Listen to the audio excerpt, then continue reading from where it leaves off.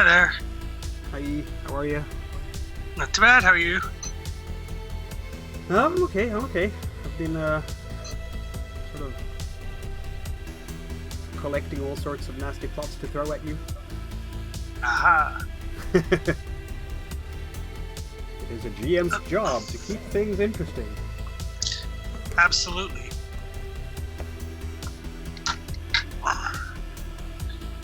Move the camera around a bit. Mentioning that we'll... Jeremy told me basically that he's giving up his seat.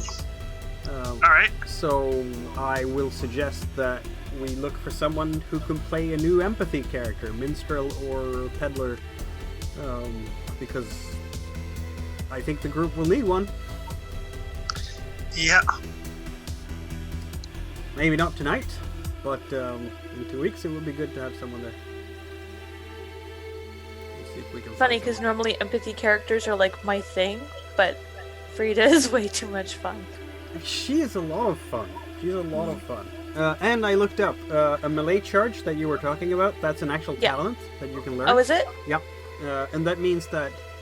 So basically now, making a move is a fast action, and then as an attack is a slow action, right? With the melee charge, you're making both a move and an attack, and that together counts as a slow action. Okay.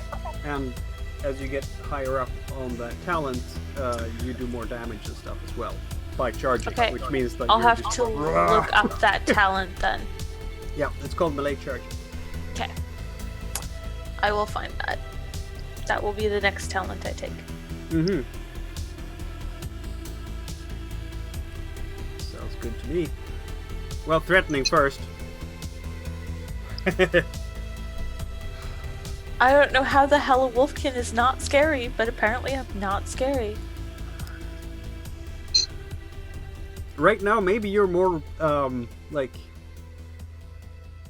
I don't know, antisocial to people, like people get bugged by you but not scared by you. Maybe. Or I something think like it's that. the cooking. I come across as too motherly, maybe. She's young, so That too. she doesn't have, like, the scars to prove that she's been through all those battles yet. That just means I'm better than they are, because I'm not scarred. You didn't get hurt, exactly. I like that.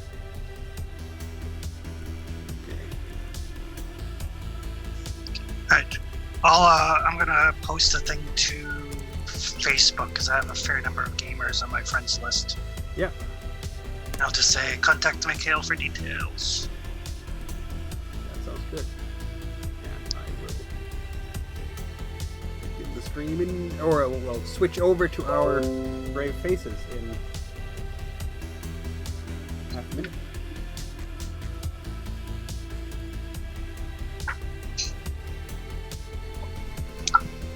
Oh, I'll be back in a sec. I should go grab my rulebook. Yep.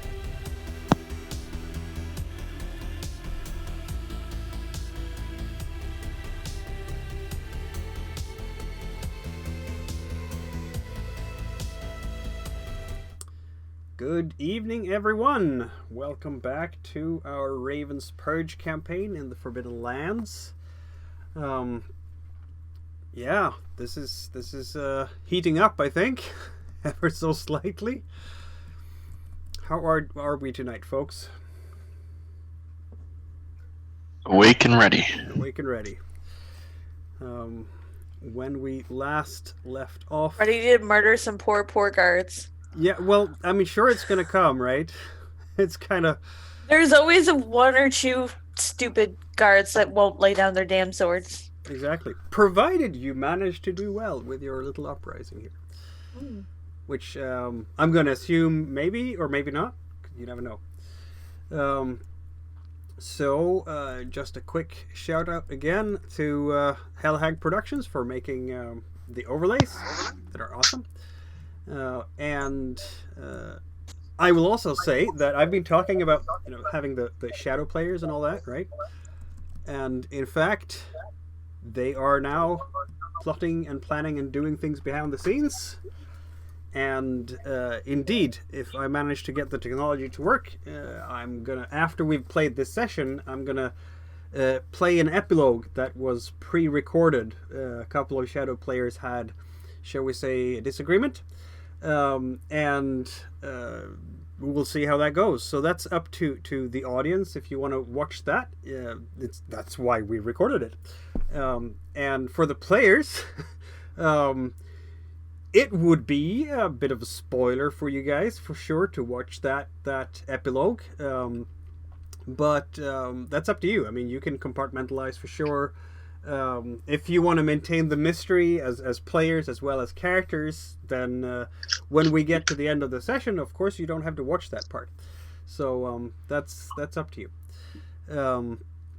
But just so that you know that things are happening between our sessions as we're playing things out across the Forbidden Lands. There are a lot of powerful actors who have hidden agendas, overt agendas. Sooner or later, they will poke the adventurers in some kind of fashion. So yeah, That's not ominous. Say again? So that's not ominous at all? No, of course not. Nothing. No. I tend to run my longer campaigns like this, and I find it works pretty well. Anyhow, back into where we left off, which was on the 9th of... No, we did the first quarter day of the 10th of Springrise, and tomorrow night, the 11th of Springrise, the goblins will come charging in after Brennar and Fidan were very, very successful with their convincing of the goblins to join in the Holy Crusade in the name of the Moon Goddess. Fidan won't be joining us tonight. In fact, we got the notification fairly recently that Jeremy will be occupied with other things in the foreseeable future. We miss him dearly. He's a great player and has contributed already a lot to this campaign, I think. So, yeah, that's alas the case. But onwards, we are in Fort Riverstone. And it's noonish. You have just left the Raven Sister, the elderly lady that you were talking to. And I do recall Brennar stopping in his tracks as you were walking away, as he remembered something. So I suppose we can start the scene there. Yeah, so Brainer kind of thinks a bit to himself, and he remembers something about Marigal. A vague shadow with yellow eyes that seems to walk across the Forbidden Lands. No one really knows what it is, but it's almost as if there might be multiple, not really sure if it's a demon, not really sure what it is. But Brainard's got this really, really strong thought that there might be one in this town, and it might have actually maybe been the new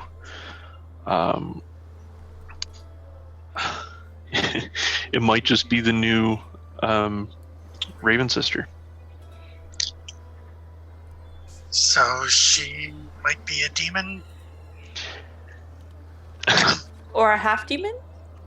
She's something. If it's based off what I know from lore and traveling, it's either a demon or some other underworld entity. So the previous demon's little bitch got killed, and now it's sent its new underling to kill us? Or to figure out what happened, possibly. That's awesome. Yeah, nothing is going to go terrible with this at all. Yeah, I'm sure its timing is impeccable, considering what's supposed to go on a night from now. You mean intentional?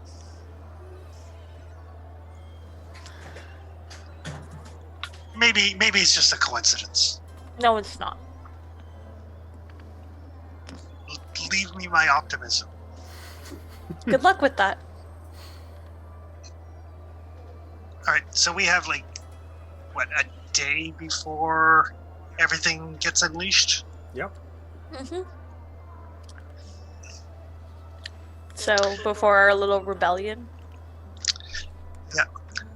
Well, we should check up and see how we're making out in terms of arms and armament for the troops. Maybe Brenner can look into some more anti-demonic stuff for us. In case the demon decides to side with the government. In case.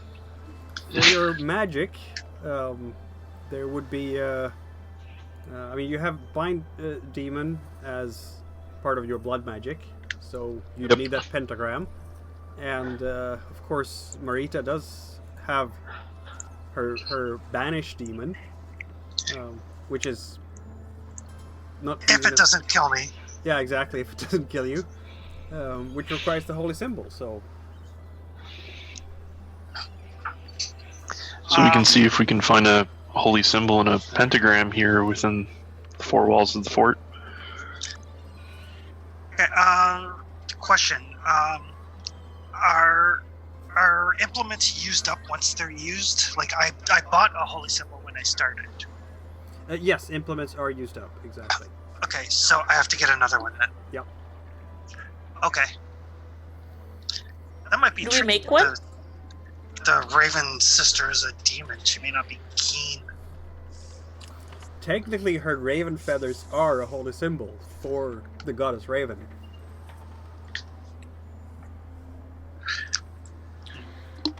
Can I actually afford a holy symbol? That's the next question. That's also a good question. Oh, I can. You mean you can't just paint some sigils on something and be done with it? I don't think that's going to work. I'd rather not put my faith in my artistic ability. Good point.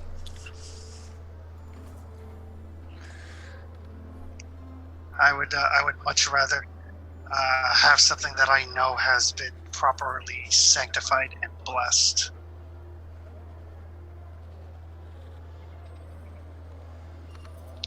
I mean, I don't think I actually need the holy symbol. It's just going to make any attempts to banish a demon better. Yeah, it makes it gives you an extra power level, exactly.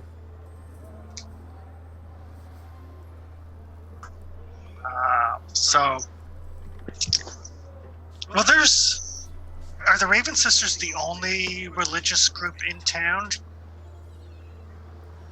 Yes, they are in fact. It's a small There's town. no priest among the dwarves? Say again? There's no priest among the dwarves? If they have some priest, they haven't showed who that would be. Hey, what about the goblin's holy symbol? That could work. No. And sacrifice the moon.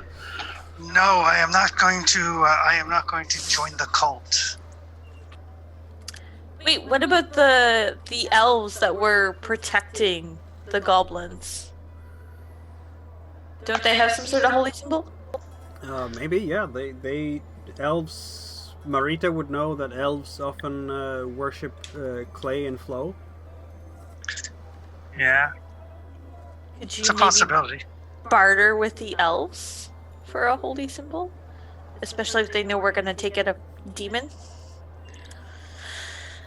Yeah, there's that little elf encampment just next to the dwarven encampment now. Yeah. Yeah, we can give that a try. It's much more in tune with my actual religious beliefs than the Raven Sisters are. For goblins. So that actually brings up a good theory around magic. Is it the wielder's holy symbol or the person that's being impacted's holy symbol? I.e., maybe we could even just talk to Greenwalker. He might have a Raven Sister feather. And how strong does the belief have to be for the magic to work? If you're right, I don't recall if Greenwalker was with you at this particular moment.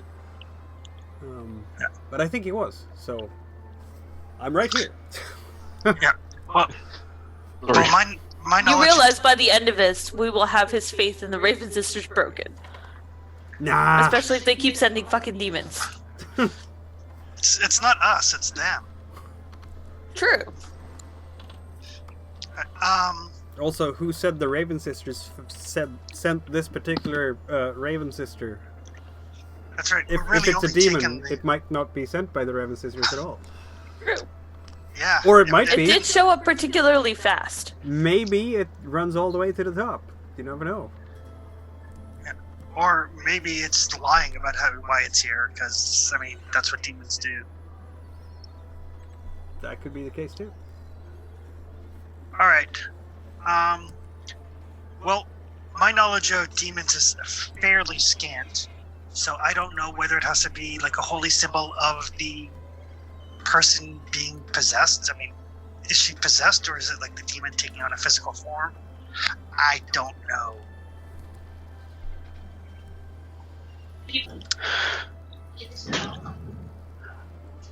Yeah, based off what I can tell, if it's based off the lore itself, my interpretation of it is that the creature itself is a demon, and it's just miraging as a human. So it would be whatever the creature's view of a holy symbol. Gotcha. Alright. Well, we can talk to the elves. I don't know how well they're going to take like a human asking about holy symbols of their gods. I don't know, but we can ask.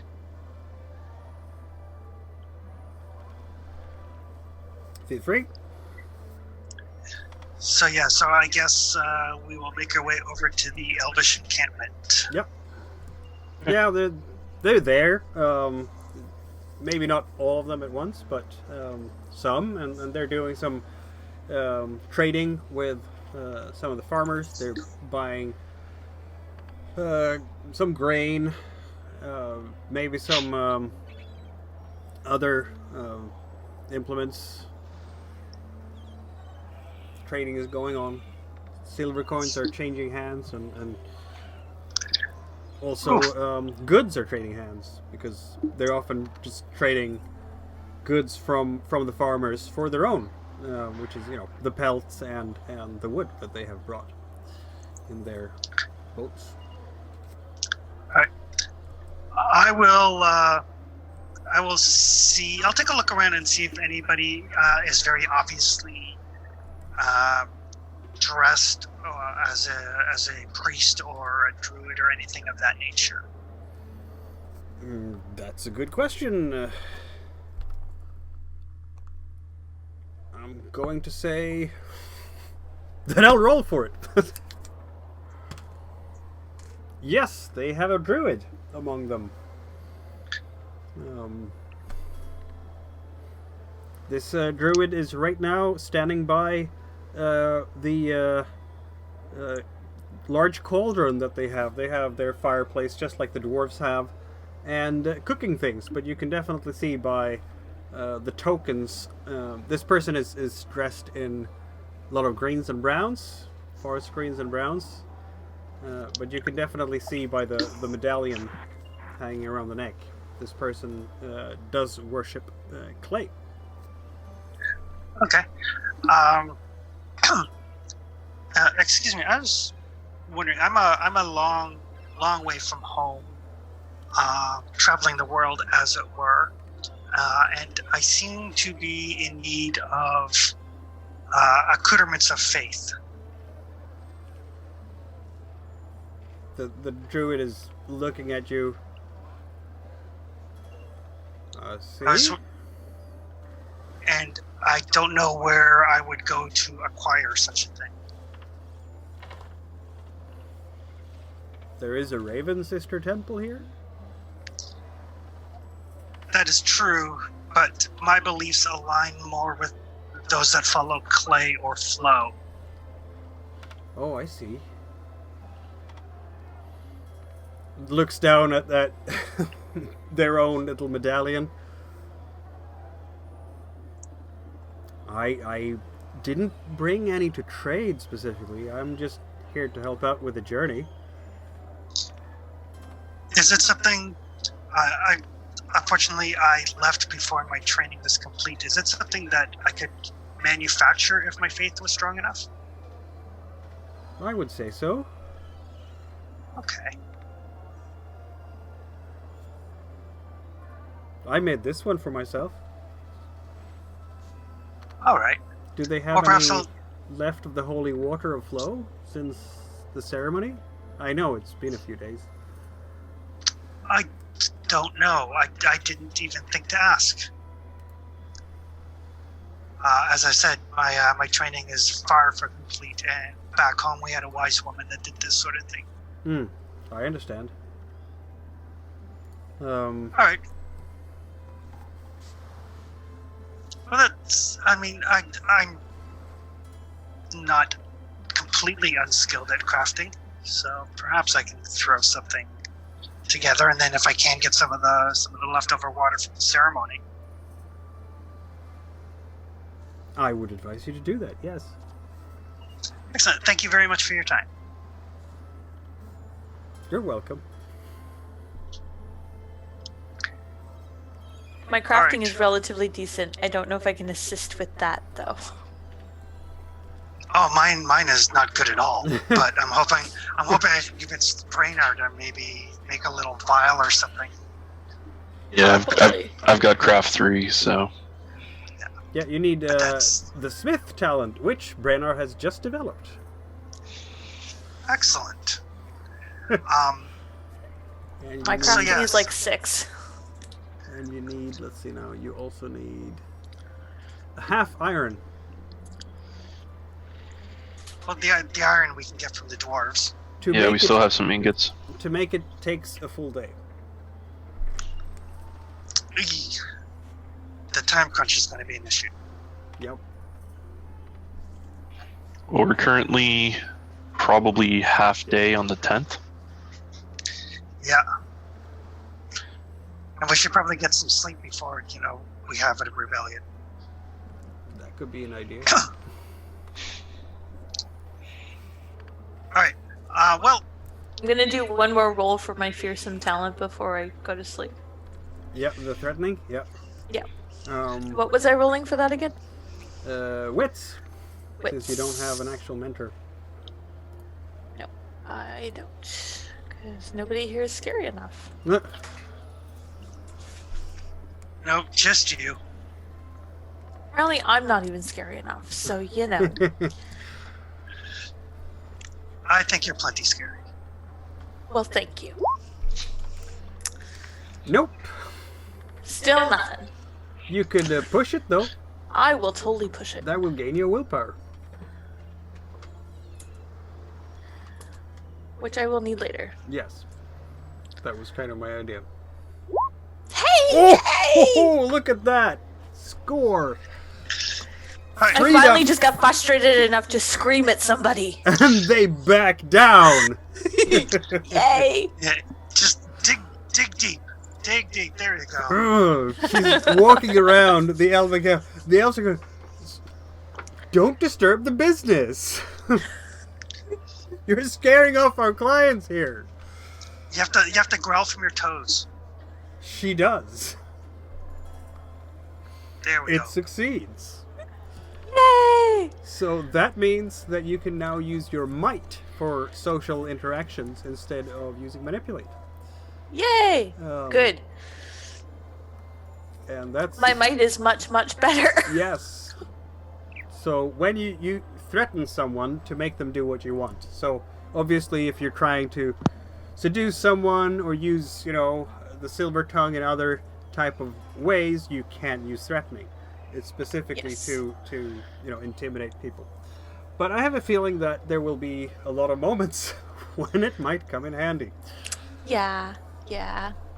I'm not really sure Wolfkinner's the seducing type. Might not be, no. No. I mean, there are all kinds of senses of Yeah, attraction. not in the unless world, somebody's but- got some serious kinks, but Yeah, otherwise, exactly, yeah. For most humans, I think threatening might be more apropos than seduction, maybe. So that goes to 3 XP, and the rest of that quarter day, the afternoon, for sure. What are Brennar and Marita gonna do during that quarter day? So, getting back to the crafting discussion, is it possible to divide it up across 2 days? Yeah, absolutely. I mean, if you're spending... So it takes 1 day to complete it. If you're spending half that day today and then half that day tomorrow, that's fine with me. Okay. So then, just for my own sanity, so if I do half today, don't typically sleep when they would, continue through on the next actual day, and then sleep before midnight, we'll say, or the fourth day on the 11th, or fourth quarter on the 11th, then I'd still be able to join them for combat? Yeah. Yeah, I think you can squeeze it in, yeah. Okay. So I think that's what, based off of, if we need a holy symbol, I can try and smith it. Yes, and when it comes to the quarter days, so this is mostly covered under journeys. What their point of departure is that you use 2 of the 4 quarter days in a complete day to do traveling, and then you use 1 to basically set up camp and 1 to rest. So the way it seems that the system is running when it comes to working is 2 of the quarter days are for working. So I'm guessing that means that a day of work to create something means 2 quarter days, I guess? Because it says the measures on time is 1 quarter day, 1 day, 1 week, right? So I don't know if any of these things have a 2 quarter. I'd have to double check that, but I can't see that any of these trade goods have like a manufacturing time of 2 quarter days, so it seems like it goes from 1 quarter day to 1 day.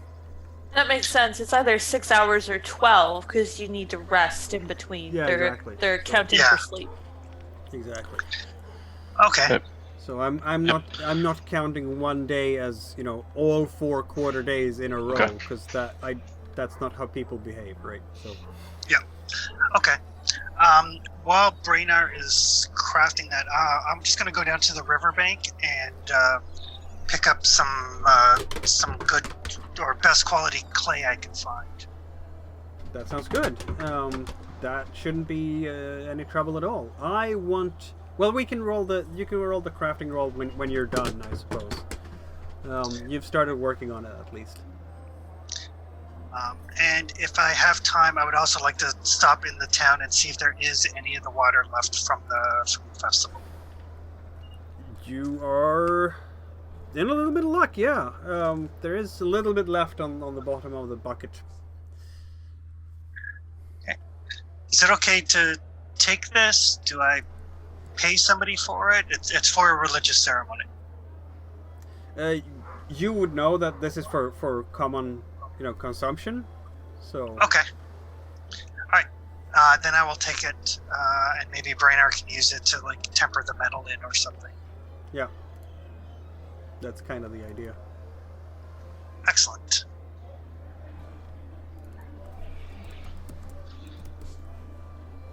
Yeah, so that's good.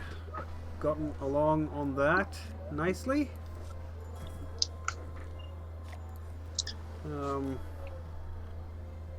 I've pasted in your talent threatening on your character sheet there, Jess, so you can see that. Perfect. Thank you.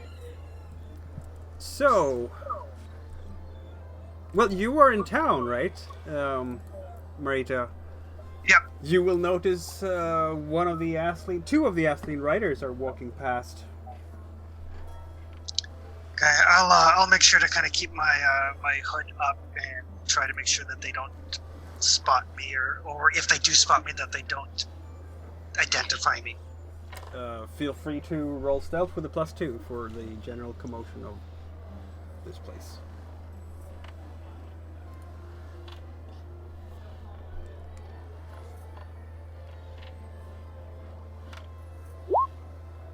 Yep, that worked. They are not spotting you. They are busy with their own thoughts and whatever is preoccupying them right now, and you can simply sort of walk strategically with a market stall between you and them, so that there's a lot of things between you. Okay. So knowing that these folks are still in town, I'm gonna do my business as quickly as possible and get back to the camp. Yep.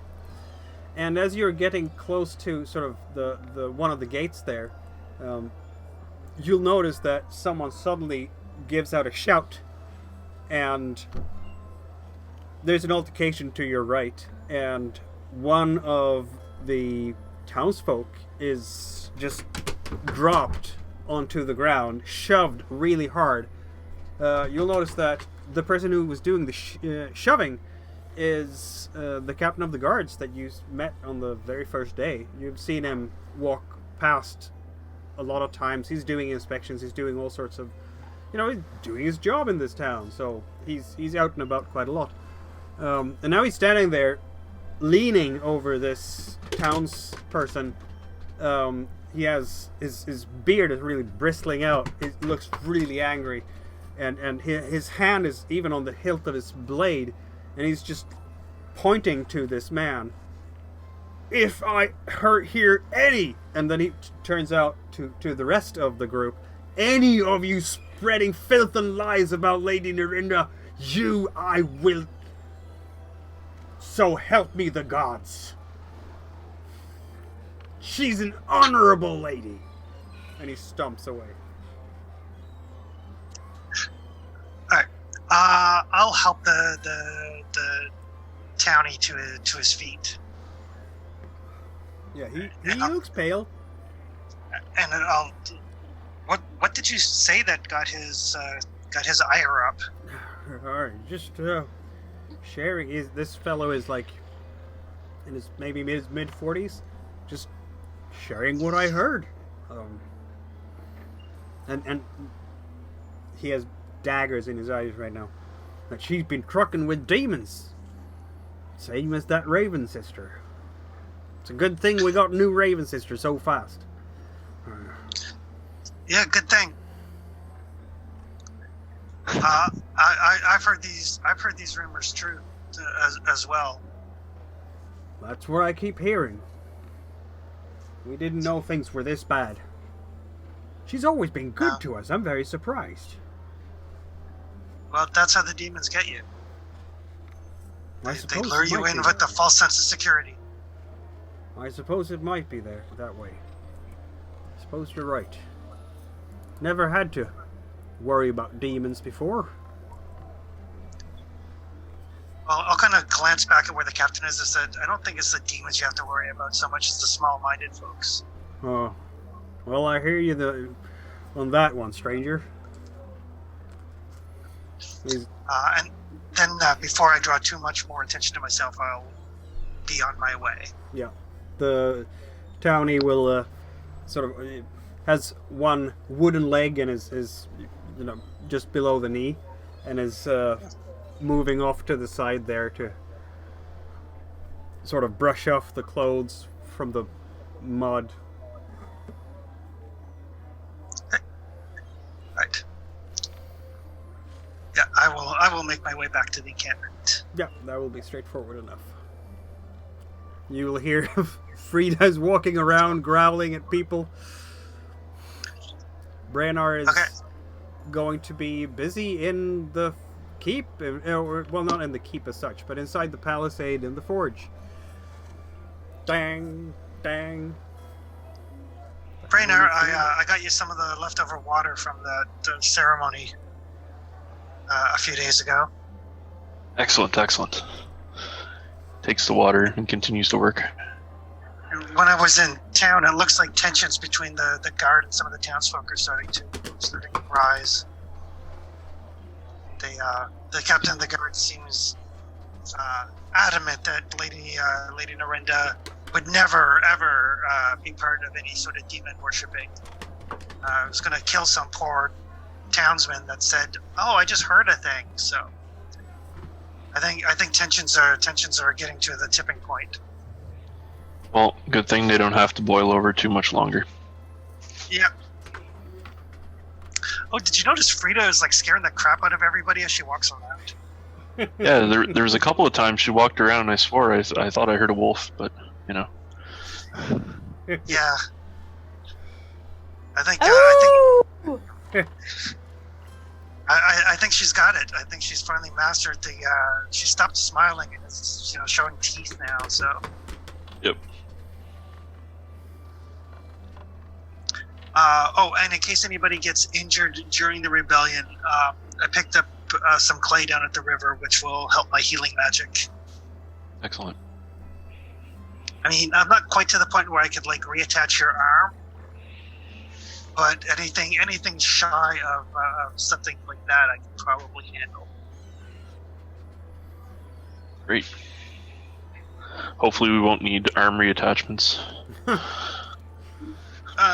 fond of mine. I'm hoping we don't need any healing, but I'm ready just in case.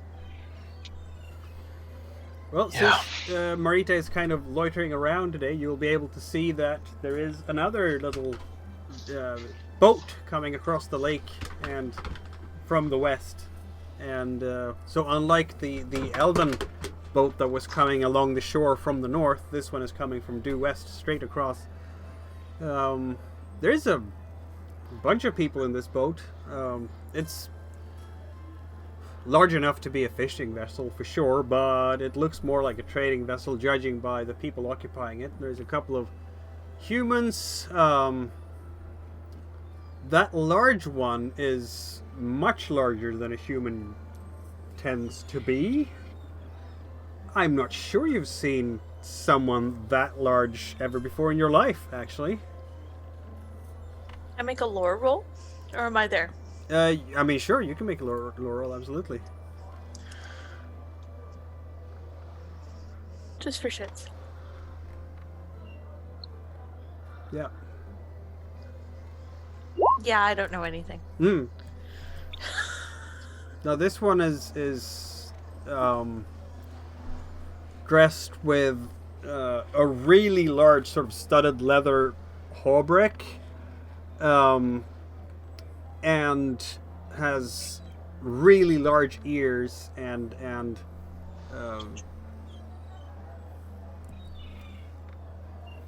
a nose that looks like, the boxer nose, the kind of nose that has been broken a few times. Is that some sort of giant? You're asking that to the dwarves? They're standing by? Just kind of They're- out loud to whoever happens to be around. If I had to place money on it. The dwarves are looking over and they're... Kind of what I imagine a troll always looked like. No, said Bodgar, who he's standing there and working on something. No, that there is an ogre. Giants are much larger. And trolls, they smell the kingdom come. Okay. So, an ogre. Well, hopefully he's not here to, bolster the defenses. No, hopefully he's on our side. I think he's probably just maybe a fishing hand. Let's go with that. Yeah, I like the way you think. Fishing hand. Looks like a couple of orcs He in scares that. even me. Looks like a couple of orcs in that boat too. Just judging by the fangs, the tusks. You've heard that orcs do have sizable tusks, and of course, I mean, you've seen Ogre when he's taken down though his tusks are not that large. These are darker skinned than Ogre is, but Well, it's too late to call off our plan now, so I'll just hope for the best. Well, worst case scenario, we can always run for the hills and let the town tear itself apart. Yep. Awful. Both of yous. Smite the already- demons and then leave. I already have a route planned out. this is indeed a sandbox game. You can do whatever you want. I mean, we owe it to the people to at least give it the old try. Yes. But, The old college try. but if things go pear-shaped, We let the goblins run amok and take off? that's my plan. And then I get cursed by a little blue goblin. Yeah, possibly, yes. That could happen. The only thing you really promised him was chaos. You're fine. Yeah, that boat is coming up to one of the piers inside the Palisade now, so you can see that they're sort of starting to unload. Looks like another group of traders, in other words. One of them is in fact a halfling. Wanna go make friends? Not right now. I'd hate to make friends with people and just have them die tomorrow night. So if they're I think alive it might be a good idea to make friends with them, though. We could get Rosalind to go talk to them. Let's let her do the talking. She's better at it than we are. She's very good at talking. I think we can make friends with them if they live through the rebellion. I think we should make friends with them so that they'll fight in the rebellion. I think we should let them know about the rebellion so that they're not against us during the rebellion. Maybe they could just GTFO. Well, it is only neighborly to let them know about the insanely high taxes. Exactly. Rosalind can easily... Where is Rosalind, by the way? Somewhere abouts. I'm sure Marita can find her if she wants to. Rosalind! Yeah, I'll take a look around. It's really not hard to find her, though you might also want to look inside the Palisade for that. It's going to take slightly longer if you don't. Yeah, I don't really want to go back into town. I'll say then that Kunk. it'll take you a full hour before you find her, because she was doing her work inside the Palisades, and then she comes out because obviously she's talking to the farmers outside as well. I mean, you've already noticed that there are some Hobbit Holes outside the Palisade. Alright. They're very well tended. They have potted plants. They have the perfect, meticulously organized stones for walkways. There isn't a strand of grass out of place. Very nicely done. Rosalind, did you know there's new traders in town? Oh, is there? Yes. Oh, I think I saw them briefly, but I haven't had a chance to chat with them yet. Yeah, they just pulled into port. They probably don't know about the tax situation here. Of course. So we thought maybe, since you're in the same business, you might do them a professional courtesy and let them know before they get too set on selling things. Indeed. And possibly, find out, because they've got like an ogre with them, I think one of the dwarves said. Big, strong-looking thing. Yes. And some orcs. And some orcs. And people who are bigger than me might be nice. Yeah.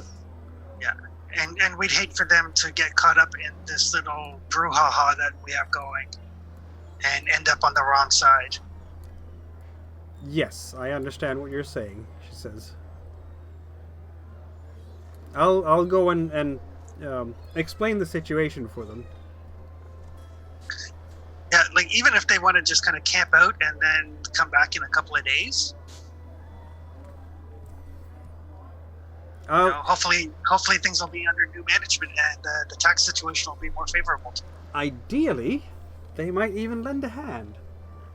Didn't they have an Ideally. ogre in the crew? Yes. They might be very handy in such situations, ogres. That's what Frida's hoping. I'll see what I can do.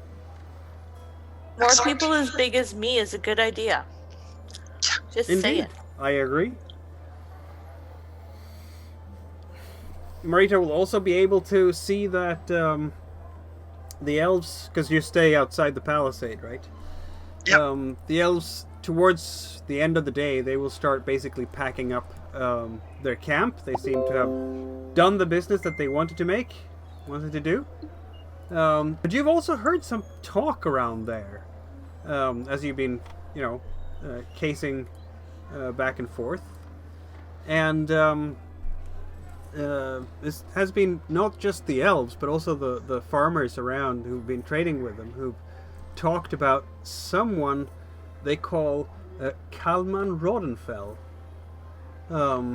It appears that this is what they're talking about. What they're saying is that almost all of the ancient and learned elves are said to live deep in the northern forests of the Forbidden Lands, or even to have retreated into the mysterious stillness as rubies. But Kalman the Aurochs Roddenfell is supposed to have kept his interest for the living world to this point. They say he's a commander of one of the Red Runners, and he is said to lead the fight against demons and humans and intruders in the land. Apparently his feet are rooted like trees, and he sleeps standing in the blood of his enemies to draw nourishment and knowledge from them. And you can hear this. This is a halfling farmer who's telling his child this story.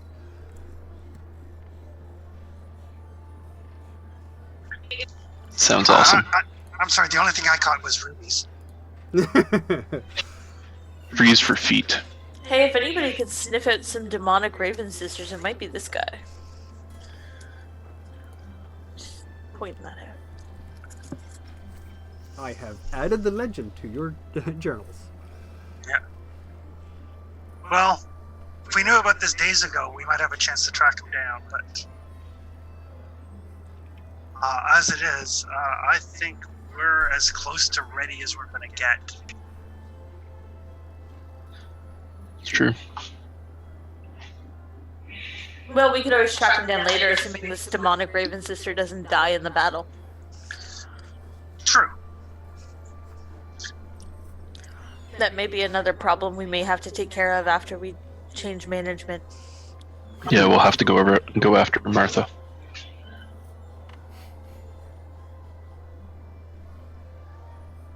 Martha was awfully nice, though. She was, but so was the previous Raven sister. That's how the demons get ya. They pretend to be nice, but they're really not. I mean, it's a fair point. It's all that whole behind closed doors thing. What they do in the face and what they do behind closed doors are two different things. Mm. Well, if that's your activities for the 10th of Spring Race, I suppose you have a good night ahead of you where you can heal up one track of wounds. Would you like me to make the crafting check for the holy object? You can make that when you're done with it. So, or now, because I mean, yeah, I'll let you do it now if you want to. Technicality, it might change things. So, fair enough. That's a success. Yeah. You have crafted a holy. You're going to be done with crafting a holy symbol. Excellent. Great work. If I recall correctly, hopefully we won't need it. Let's see now. Just want to have a check on if I'm crafting.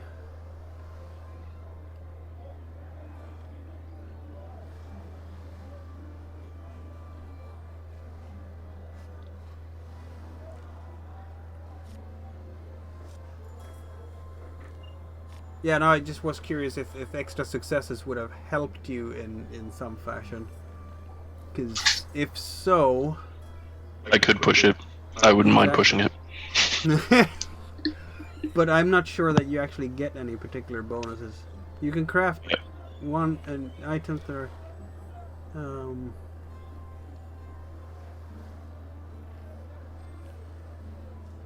Well, it's going to be of the same... So I guess it gets of better quality if you get an extra success?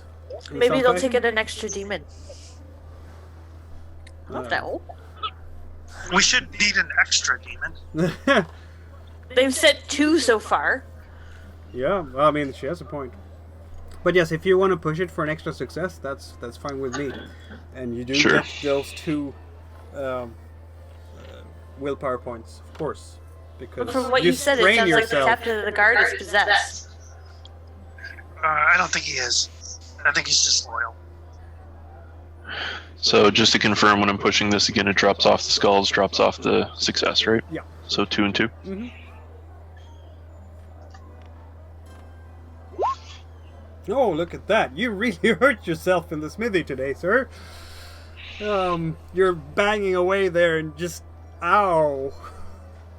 You must have smacked your hand pretty good. Or burnt yourself somehow. Singed your face. You don't have any eyebrows left. I don't know. What is it?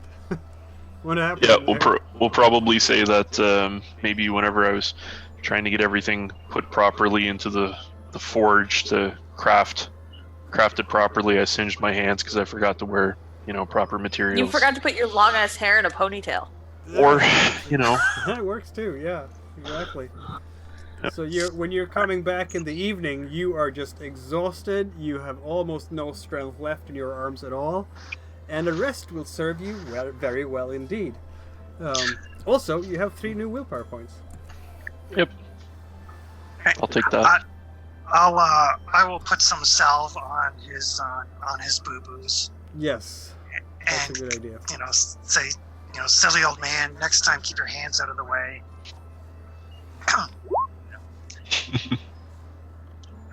Yeah, I mean, Holy he didn't crap. actually get hurt, but... What the heck did you do to these things? There's nothing I can do with these. Exactly. Yeah, apparently her salves will take effect tomorrow. Yep. Apparently. Just needed some time to kick in. Yeah, exactly. That's right.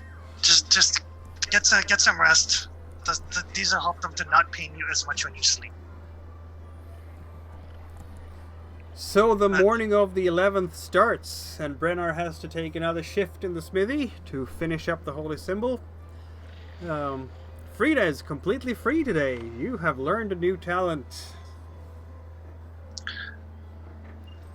Fidan is at your service as well.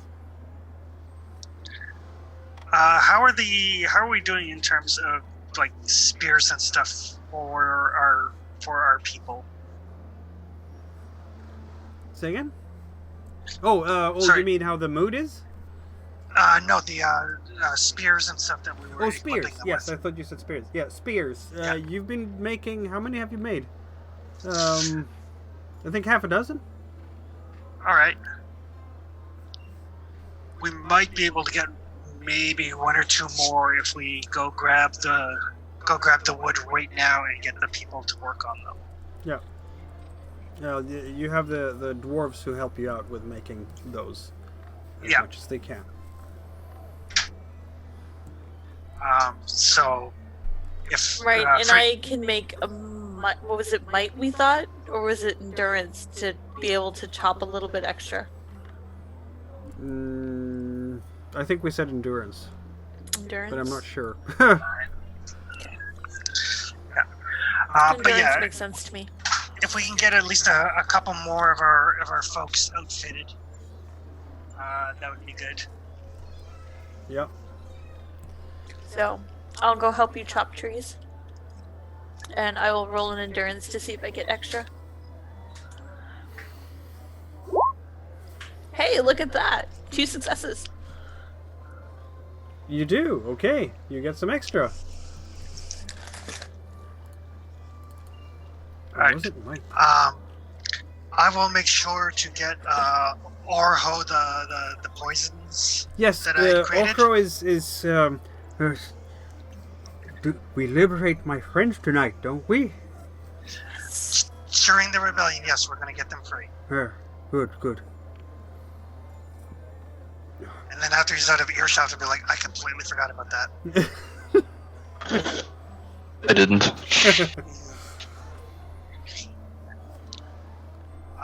So when everything starts going, we'll make our way for the stockade first thing. See if we can get his people out. Sounds good. Yeah, I mean they're supposed to arrive at somewhere around midnight-ish. So. Yep. We're going for Lady Lorinda anyway, so she's going to be up in the tower. Yeah. True. So we just come in through the bottom. There is a stairwell down to the dungeon. Yep. So So that'll be our plan. We'll make our way for the stronghold. Go down to the dungeon first, get his people free, and then worry about Lady Narinda.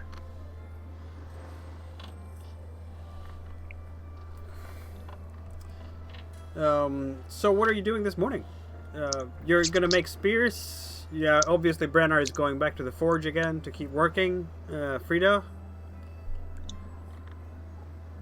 I am apparently cutting lots and lots of wood. Oh yes, you're cutting lots of woods. Marita is doing... Yeah, I'm going with Frida. Okay.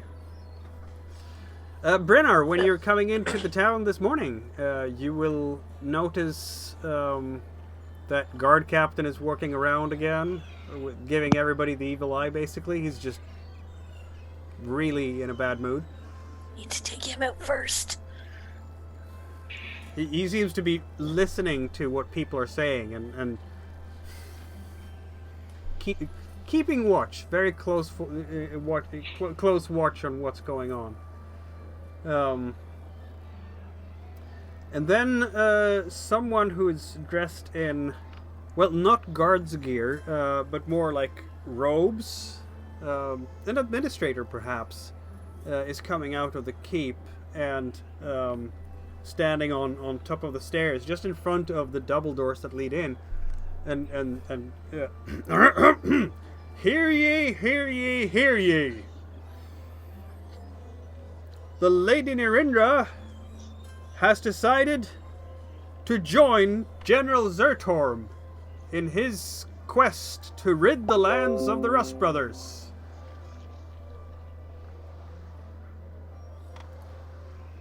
We shall mobilize our local militia and join in this worthy cause.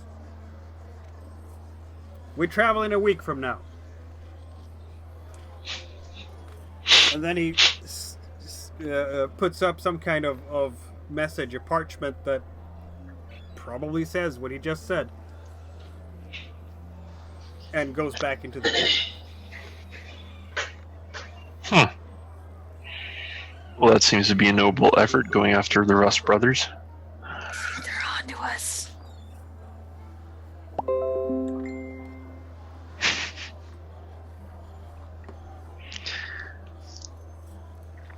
They're totally on to us.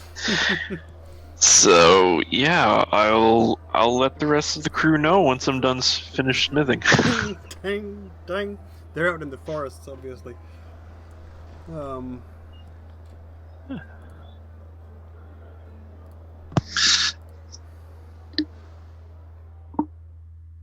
I mean, we're not the Rust Brothers, so there's that. No, you're not. That is absolutely true. This is an excuse to bulk up their arms. I don't know if it is necessarily. I mean, the Rust Brothers are a growing threat. Don't get me wrong, the Rust Brothers are dicks. But this is an excuse. I think because they can't outright say, our people are in rebellion, so we're upping our arms. They need a legitimate excuse.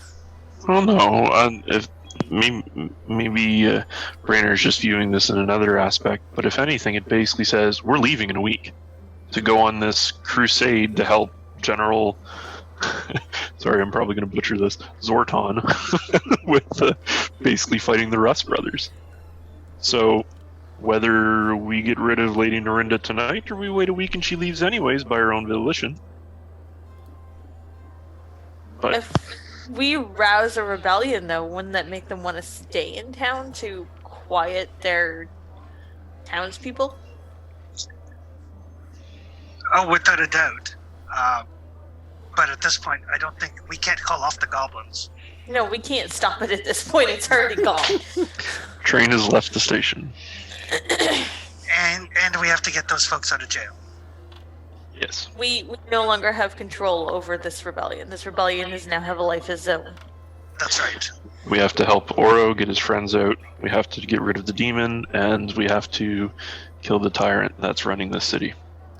Speaking of the demon, if you're referring to the Raven Sister, she will be sitting where she sat yesterday and hearing, the supplicants and trying to help out the people as they come to her.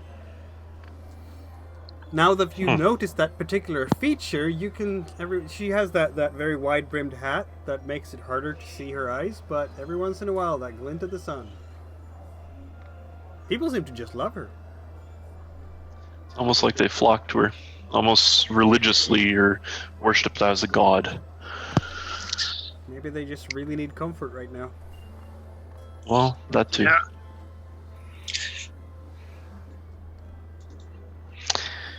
Yeah. Yeah. We'll deal with her later. We'll put that into tomorrow's pile. Right after midnight. As Brennar finishes up his work in the forge, this is around midday, and go back towards the camp. Are you, when you're done chopping for that 1 quarter day, are you going back to the camp, or are you taking the 2nd quarter day for this as well? I will go back to the camp, and I will start making up a lunch to basically making up a feast with what we have to feed the troops. You will see there, in fact, as you come back, Pheidon. He has packed his bags. Where the fuck are you going? He looks a bit pale. Yo, hello. Where you going? This is going to sound strange, but I have been given a mission. Uh-huh. A mission from Huge. You don't seem the religious type, but okay. And I have to complete it. Promptly. What's this mission, and it can't wait till tomorrow? It really shouldn't. When a god asks you a favor... Yeah. You just abide. Indeed. I didn't know my entire party was the religious type. I thought there was only 2 of them, but okay. I worship Huge as much as the next dwarf. I don't consider myself particularly blessed or particularly more devout than anyone else, but this was strange. Huge came to me in a voice and spoke to me of a sacred task that has to be completed. I'm not going to argue with that. Your gods are nicer than mine, so that's okay. I suppose I could wait till tomorrow, but after that I really must hasten. Okay. I'll be going, in case you need to know, I'll be going south. I'll be going down to Grindbone. Well, maybe we'll see you again. Maybe. Good luck, and we will try to leave word as we travel, so if you need to find us, you can. I don't think we're hard to miss. Yeah, but Stay safe. It's a big land. It is a big land. True. Good luck. And to you.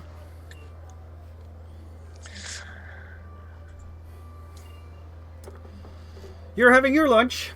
Pheidon has another lunch with you before, at least. But Pheidon did you? I suppose you talked Pheidon into staying until after the rebellion. It's not that long. But you're having your lunch there.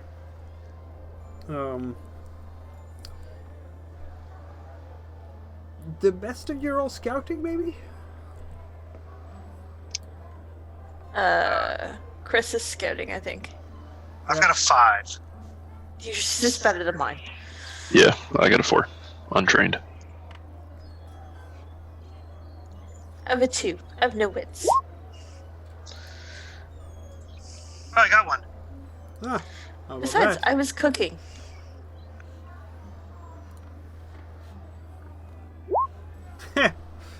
Yeah.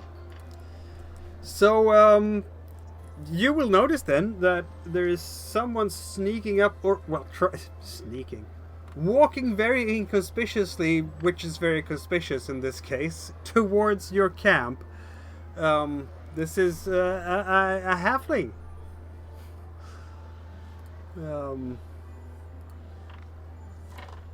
Yeah, she's Well, has you're not being very stealthy.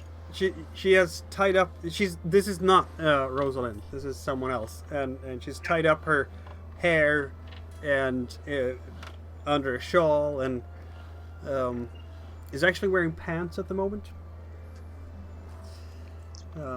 And she's looking towards you.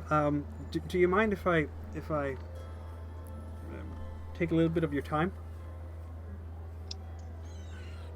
Well, as you can see, we're very busy.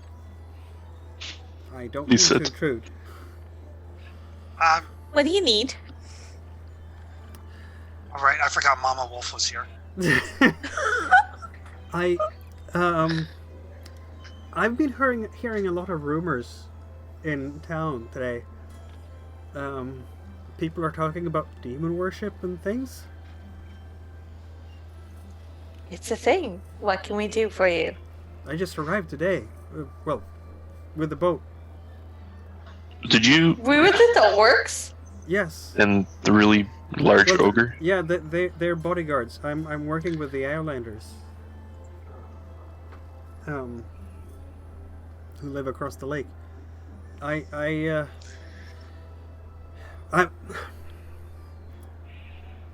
ply my trade as a merchant, but my point is,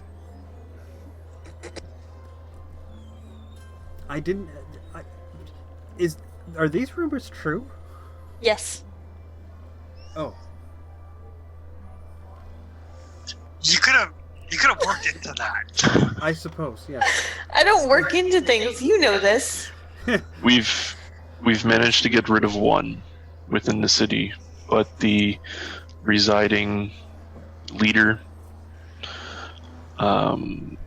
definitely still continued to work with demons, and we feel that there's currently an additional one now within the city. Yes, I've seen that there is another halfling lady like myself walking around and talking to people. Yeah, she's with us. She's with you? She's talking about Rosalind, isn't she? Yeah, probably. Yeah. I see. Yeah.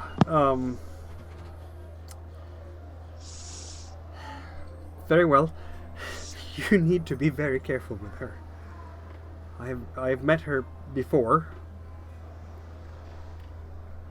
She's ruthless. She's very charming. She's a very smooth talker.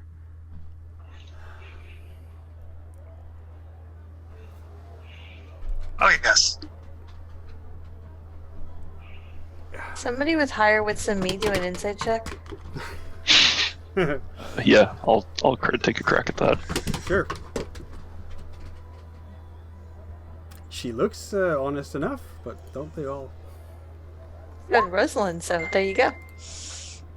Whoa. Rainer knows everything.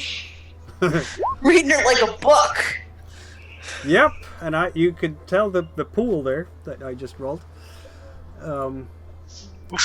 She seems absolutely earnest to you, Brennar. She seems downright alarmed that Rosalind is walking around here and talking to people. As I said, I've met her before. Have you heard of cutthroat competition among merchants before? Yes, it makes sense. Yes. For most people, that is a metaphor. Not for her. I will not be staying here very long. I'm going to advise my group to continue, because wherever she is, bad things will happen to people. So just take my advice. Stay away from her. Don't trust her. Thank you for your time. I really don't want to tarry here for too long. Of course. Thank you for the information. And they should... And, sorry, never caught your name. Oh, my name is Lissa Wildforest. Well, very nice to meet you, Lissa. My name is Braynar. Hopefully our paths will meet again in some time. Perhaps, if the gods are so inclined. And then she hurries away again.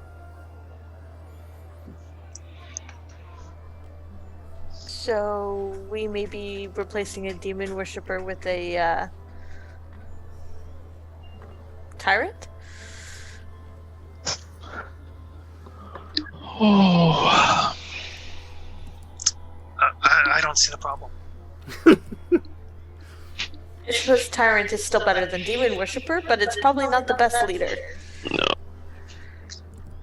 The taxes will be better. Shidan is still there, Probably. so he'll... Or maybe Bodgar the Brazen. One of the dwarves. Let's see, I'm thinking about which personality this would fit better. I'm going to go with the cranky Thulman Trimblewine. Because he's cranky. Well, you know... I'm sure there will be casualties on both sides, if you know what I mean. It's expected. Of course. So maybe that will be a thing.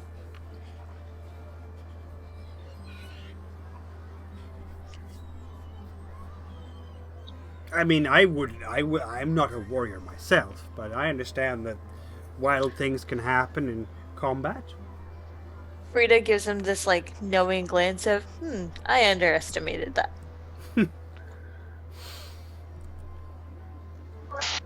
Noted. I can always ask if Hamda or someone else might slip a little bit.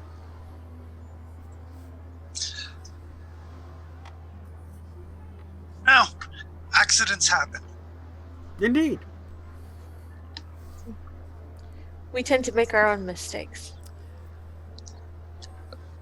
All right, so on our priority list then during this rebellion, we need to get the other adventuring party out of jail. Yep. We need to deal with Lady Narinda. Yep. And then We need to deal with the demon. if the demon shows up, I'm not going hunting for the demon during chaos. We maybe need to see if Rosalind has an accident that at least takes her out of commission. It's a big to-do list. And if the demon happens to be around, maybe banish a demon. Alright, so... Or yeah. we just release the goblins and let the fucking town tear itself apart. No, because we were told that we can get the inn out of this if we help with the rebellion. You were told this, yes. Oh yeah, I forgot about that part. Yes. So... They're pretty heavily vested in this town, whether it's a mess or not. Well, it's our mess, so... Alright. Why did this become our mess again? You kind of made it your mess. We should have taken Marina's plan in the first place and just get the fuck off. I told you. It's You guys are all like... You guys are like, she's too young. She doesn't know anything. I never said that. On the other hand, you know, you could tip the balance wherever you want if, you know, when things actually happen tonight. Well, see, now I'm curious. I'm invested now. Exactly. Fair enough. I'm only gonna run when things go really badly. Okay. Or moderately badly. Just stay behind me.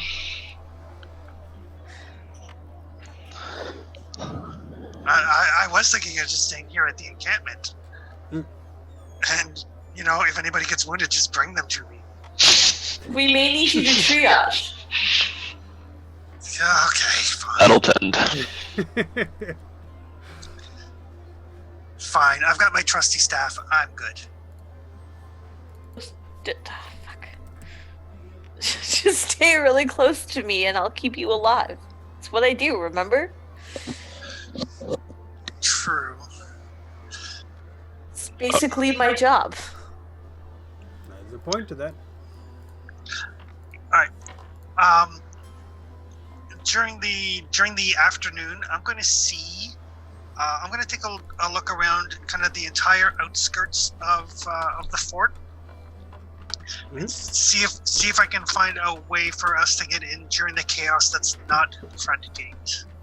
I'm gonna have you roll a scouting roll for that. There might well be a crack in the palisade somewhere that is just wide enough for someone to squeeze through. But if there is, you haven't found it. Are you gonna push that? Yeah, I am. You might actually get a quarter day before midnight there to rest up. Yeah. Alright.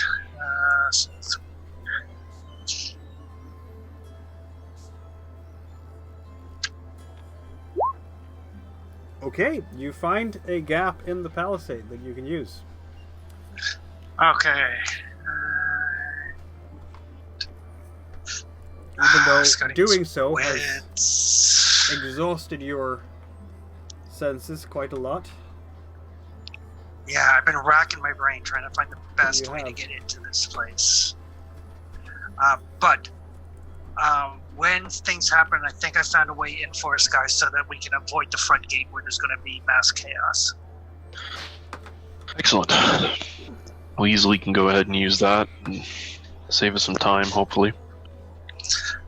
But now I am going to try to go and get some rest. Yeah, you'll need it. Final stretch before midnight strikes. What will Frida and Brennar do during this time? Brainer is going to try and find himself a tent. What was the insight about? I need to make an insight check when I try to sleep because I still have a couple of days left on my you're right. nightmares. You're right. I forgot about that. That when you had that was a critical injury that you would have had for how many days? For 5 days. 5 days. Okay, yeah. So it should be. This is the third day. Yeah. A couple of more days, indeed. Yep. Alright. So it doesn't in fact count as rest. Yeah, but I will use my pride. Because I am scarier than demons. They just don't know it yet. I'm good with that. That's 3 successes. Alright. What you needed. So you get some rest after all. Thank God. Thank Clay. Thanks, Clay, indeed. Brennar, Frida, you're resting up. Sun is coming down. It's going to be a big night. Yep, might as well. Exactly. Your old trade is ending. The cows are, and other cattle that's been outside of the palisade are being taken back in again. The usual noisy commotion in the evening. You've been here for more than a week now. No, just about a week, in fact. A week and a little bit. And night falls over the lake, over Fort Riverstone. Marita is sleeping in the tent. She's probably muttering under her breath about the demon and the true form of the thing that she saw when she tried to banish it. Yeah. Kind of whimpering a little bit in her sleep until this kind of more forceful personality takes over, drives it back. Be gone, foul creature. And in your dream, at least, it is gone. You'd banish it, just like you attacked that demon inside the book a few days ago. But eventually, midnight falls. Or night falls. Midnight comes. And you will start hearing a whooping noise from around, northwards. There's screaming. There's a couple of torches as well out there. You will hear, of course, the guards on the Palisade who are ringing the bell, because now comes something out there. They're aware of it. They're ready for it.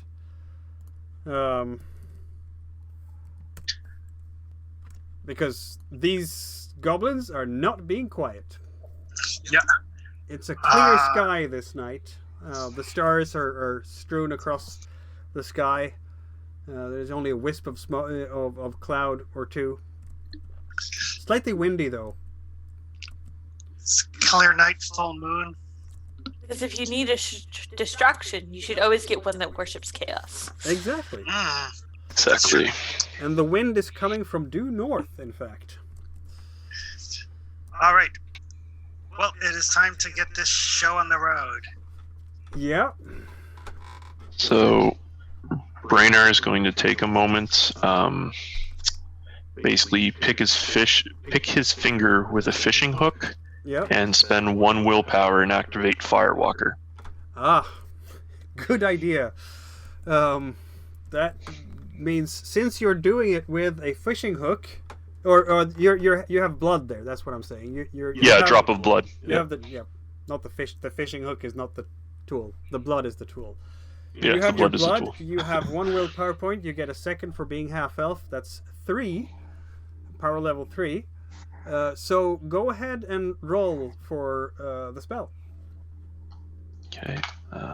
Can't remember how to do this again, so give me a moment.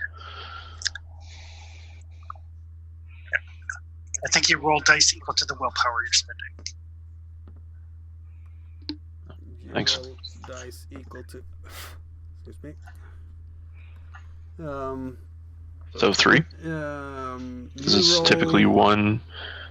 I've got an implement and the psychic power dual heritage thing.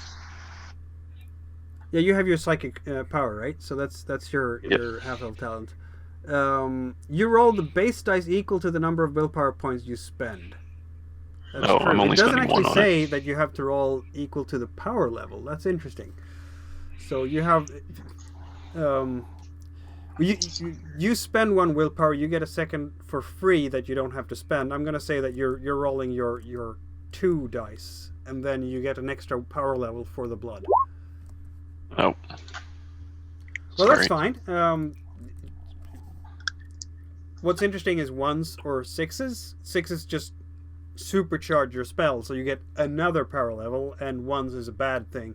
But no result like that just means that the spell succeeds. Okay. So, yes, you have activated your Firewalker spell, which means that you are absolutely immune to heat and cold. You take no damage from fire at this point. That can turn out to be quite important, and this lasts for a quarter day. So this entire fight will be immune to fire.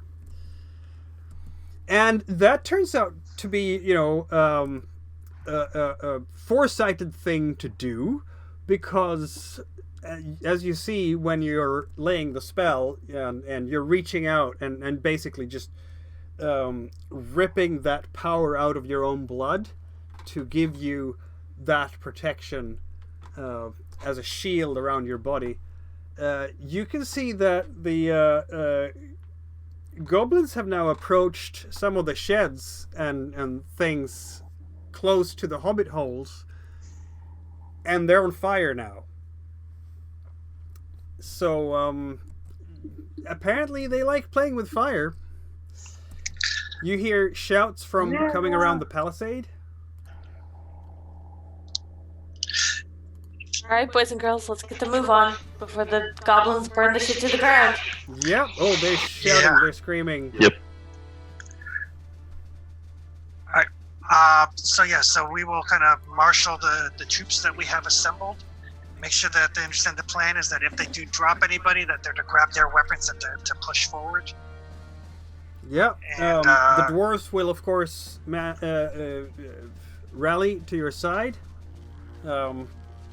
So Hamda is there. There's a couple of more dwarves who are armored up.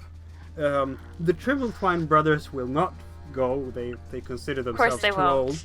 But Bogdan is there. Alright. So we'll take our small force around to that opening that I found earlier. Yeah. Frida kind of lets out a howl to signal the rest of them to charge. Mm-hmm. I'm just going to roll a die for where you found your little hole in the wall, and I'm going to say that it is in fact on the south side, close to the actual keep. Excellent. Rosalind's nowhere to be found during all this, correct? That's correct, yeah.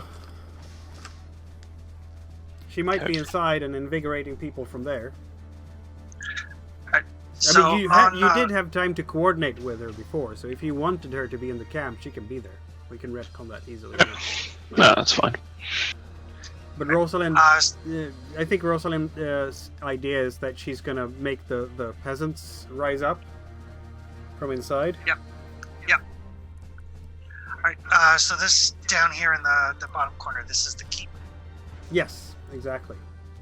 Perfect. Alright, so once we make our way in, we can set the dwarves loose in one direction, and then we can go to the dungeon. Indeed. Let's see now. Some dwarves, you say? I'll find.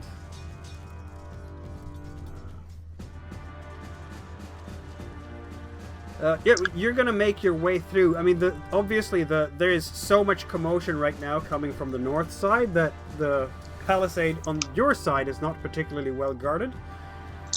Excellent.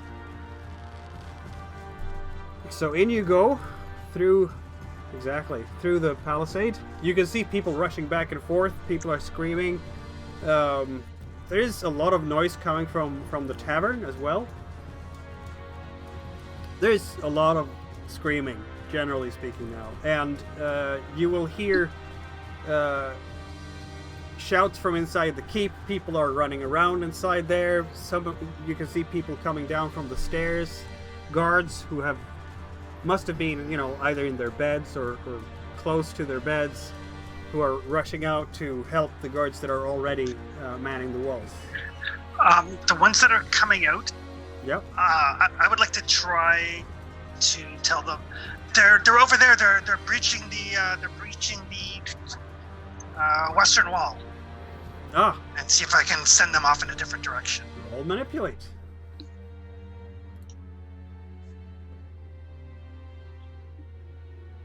Alright. And do we have any reputation? You have reputation for being, young, so that's basically what you have so far. I'm gonna give you, in fact, one more because you've done things with the demon around here. Alright. That makes us badass. Yes, it does make you badass. Let's find out. Did I do this right? Oh, that only rolled my reputation. Yeah, you should roll all the things. There we go.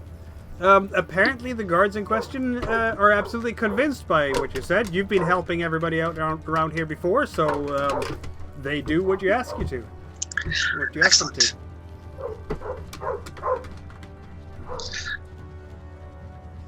They are rushing away. I'll put out some more guards. So is there a back door into the palace? What door are they coming out of? They would be coming out here. I put a guard here. So, it's basically the main doors of the keep. Okay. No, excuse me. I'm actually wrong about that. It's on the side here. They have a side door. Okay. We're just gonna walk through the front door? The front door is on the other side. Oh, okay, so we're going to the side door. Yeah, they're coming out of the side door. Okay. Well, and it's gonna be. There's gotta be a way down to the dungeon over where the guards were. So they will be running towards the west, where you pointed them. Yep. So we'll walk right in behind them. Oh, so you're gonna move? Oh, they're not coming out of the dungeon, mind you. But by the side Can door, we- there's also a door, a stairwell going down towards Okay. the dungeon. We'll Yeah. go down that way. Yep. Sounds good. All right, so you're going down towards the stairs towards the dungeon. Nobody seems to be paying too much attention to you right now. All the eyes are on the goblins, of course, and your way is barred by a hefty door. But Ogre is here, and he might be able to help you. Excellent. Because that's what he's good at. I will ready my staff just so I don't have to ready it if we run into trouble. So I will roll his sleight of hand. See if he can get that door open for you. He can. Excellent. See, I was all set for freedom to break it down, but I'll kind of pat her on the head and say, next door. Do it. So the door opens. He has managed to, with a couple of rusty spikes, pick the lock, and it creaks open.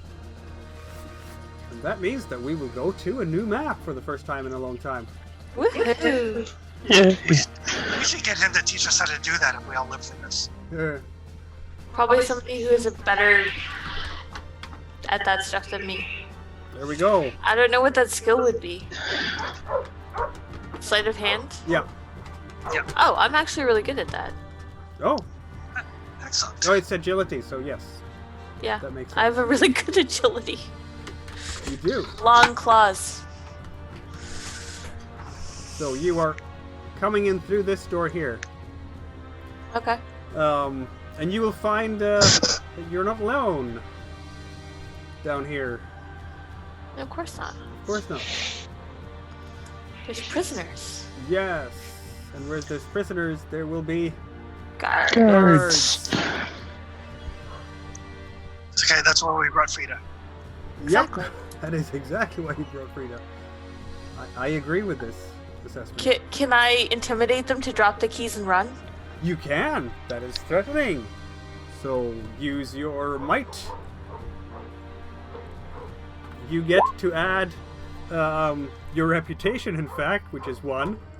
Also, there is a lot of you and not so many guards. That's +1 more. So you have +2 on this roll for your skill. I forgot to add the +2. So. That's fine. You can add 2 more dice now. Okay.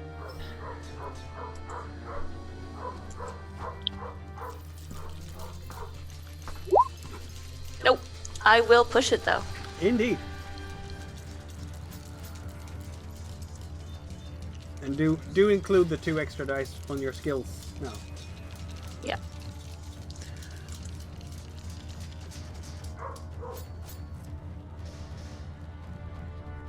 Is it doing it? Why is it not doing it? It will be shortly. There we you go. Ooh, Ooh. no. Oh! Ouch. That's not so good. Am I not scary? You're not scaring them at all. And in fact, you are shoving them, and in this scuffle, one of them just kind of nope, and punches you right back, and that's what happens. You get hurt by one of them. He hits me in the snout. He hits you in the Ow. snout, and it's bleeding, and you've now taken 3 points of damage, in fact, before the fight even starts. Jerk. And they will hear a yelp from the Wolfkin. I think Hamda does not accept this at all. No. I'm like her BFF. You are like her BFF.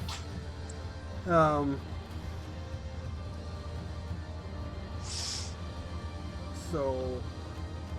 I'm gonna kill a guard now. Yeah, you can kill guards now, I guess. Okay. Let's see now. This should not be gridlocked, I'm sorry. Fix that. No That's grid okay. enabled. There we go. Okay. So yeah, there's gonna be... there's only 2 of them down here. But they, whoa, we're not gonna... What are you talking about? And then they just punch you on the nose. Get out of here, you demon spawn! And, I guess That's that means offensive. initiative. That means initiative, folks. At least Frida gained a ton of willpower now. I did. Which, you know, seems quite appropriate because they were being terrible to her. So Meanies. she'll be able to, you know, give them what for right back. They're really just armed with, you know, leather jerkins and things like that. And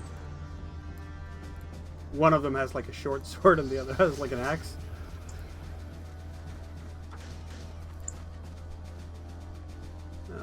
Hamda will have a dwarf. Where do I have dwarf? There. Dwarf warrior. Here we go.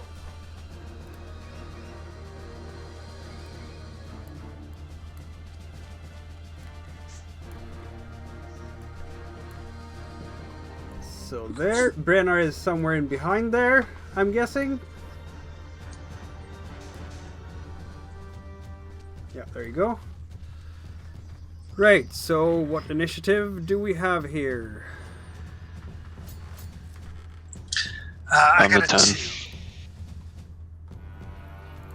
I need myself one as well. So I have a 3 for the guards.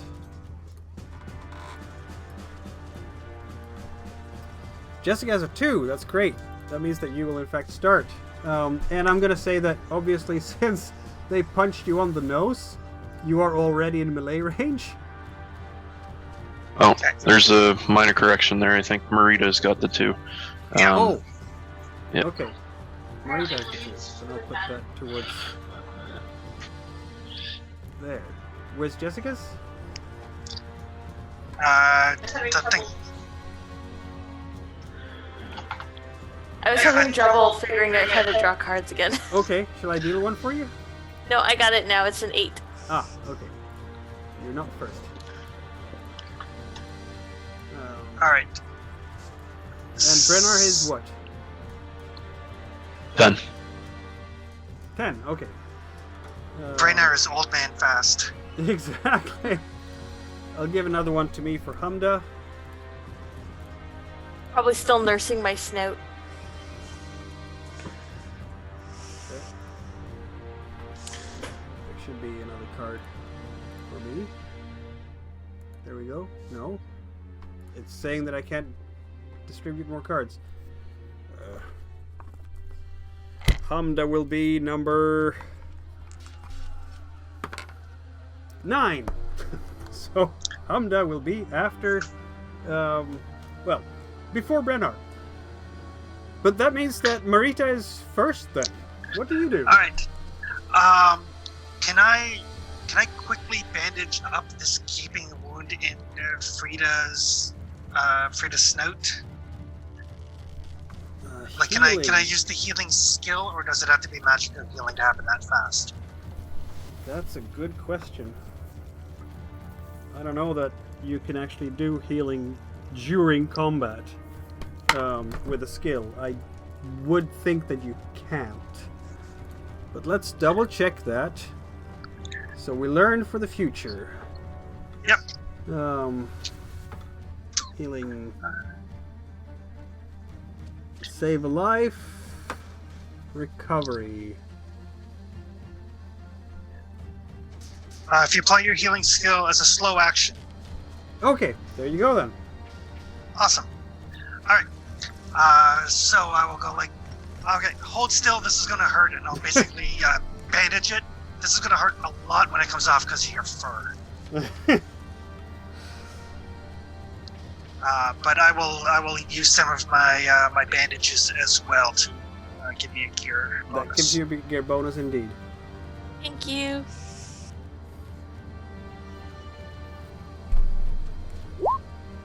That works. You healed 2 points of damage for Frida. I think that's very well done, actually. You could push it if you want to use those last 3 dice. No, I'm good because this will teach her a lesson. Okay. So, Frida, you have healed 2 of those 3 damage. The bandages soothe your pain immediately. You still have a little bit of throbbing in that nose of yours. That means that it is in fact the bad guys. And one of them will definitely want to have words with Frida. The other one is fighting with Hamda. So this means that we bring out our Hidden Combinations deck. It's a long time since we did this. I think this is only... Have we used these other than the trial run? Nope, this is the first time after the trial run. Aha! Because we had that week when we were... yeah, I think... they would not have had their weapons ready, because why should they? I'll give you that clue.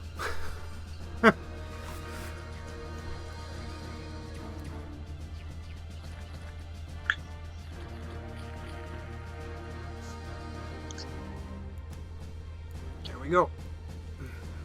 Okay, I have pulled my 2 cards.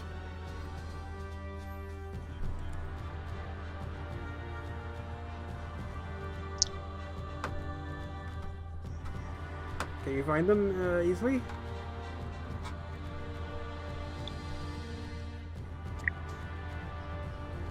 I found them. I'm just trying to figure out how to do the draw mechanic again. Yeah. So basically, you decide. This was a while ago, right?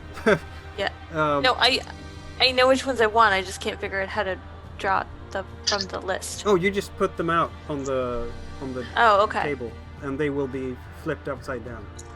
Okay. So I will defend. Yep, that's one. And I will do that. Sure. There we go. Let's do that. So your left one will be the first step, and the right one will be the second step. Right, so back to the drama.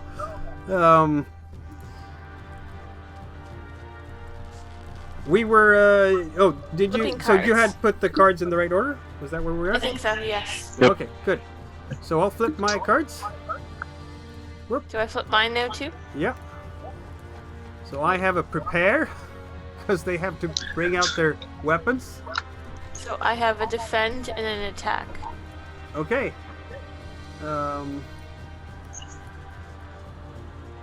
Yes, and defend is of course a fast action. That's correct. Good. So yeah, they are spending that first action just pulling out their weapons. And does that mean that your defend action doesn't count? I'm not sure how that works. That's interesting. But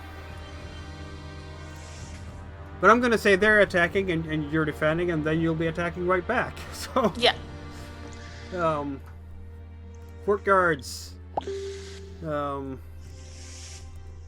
So do I roll my attack now or do I roll it on my turn? On your turn. Right now you're rolling your defend, Okay. because that's gonna be a parry, right? Yeah. So. Am I doing that with my shield, which of course Yes. I don't have on here? Well, that depends on what you want to parry with. They are slashing. It's a short sword. No, this is a battle axe, in fact.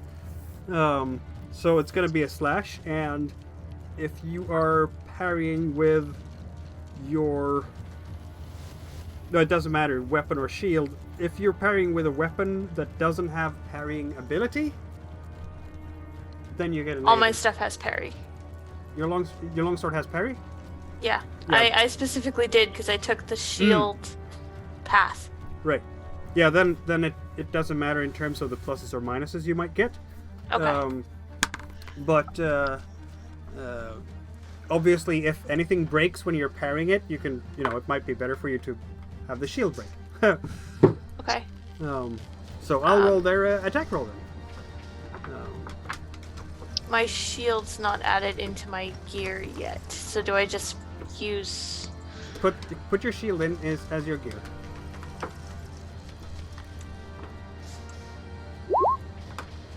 There we go. Yeah, this guard is not doing very well at all.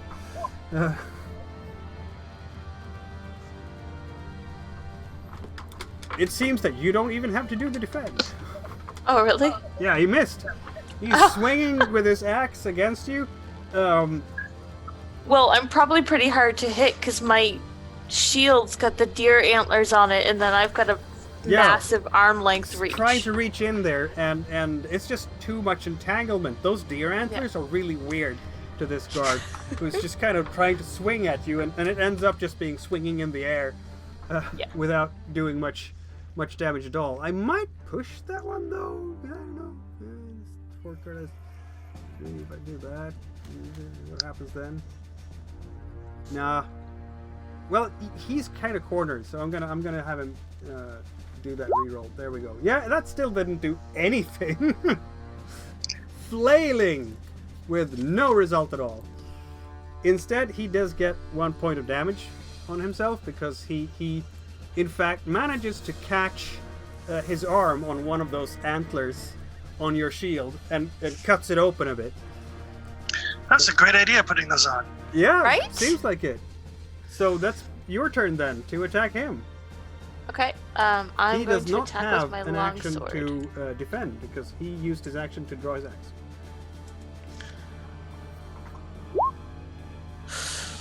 This is really not your day, is it? No, no, it's not. I'll push, I guess. Why? You're gonna hurt yourself a lot. You can just not push. Okay, It'll I'll be just like not push. indecisive. Both of you are sort of cramped up there, and just kind of flailing at each other, and nothing much is happening. Okay, I won't push. While Hamda is driving the other guard backwards, with her shield and just raw strength. She's just pushing through. She's just pushing the guard backwards. And that means that we are at Brynnar.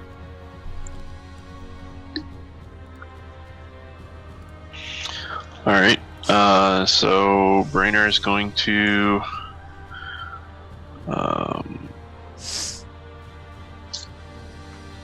he's going to move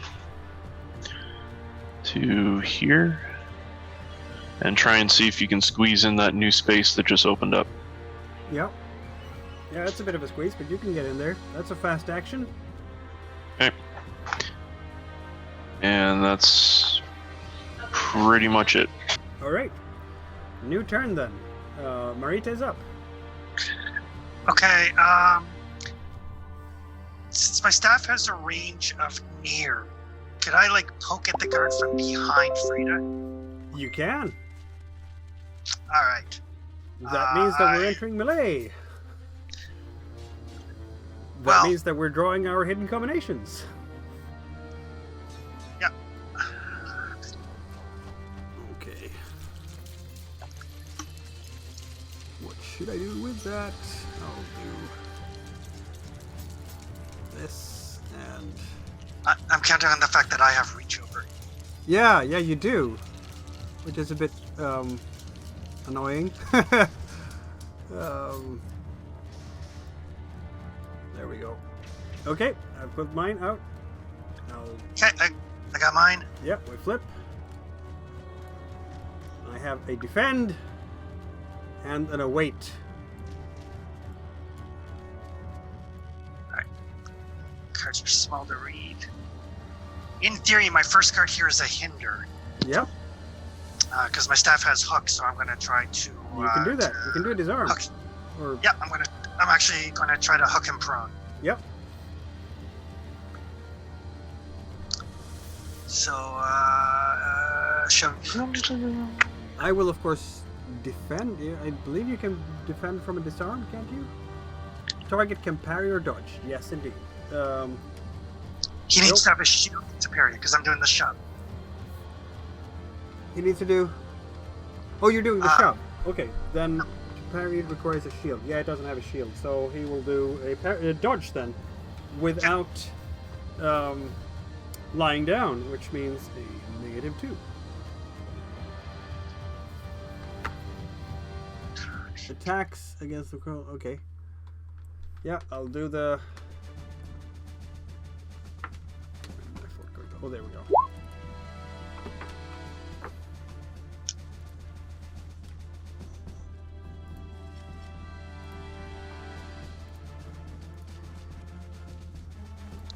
There we go.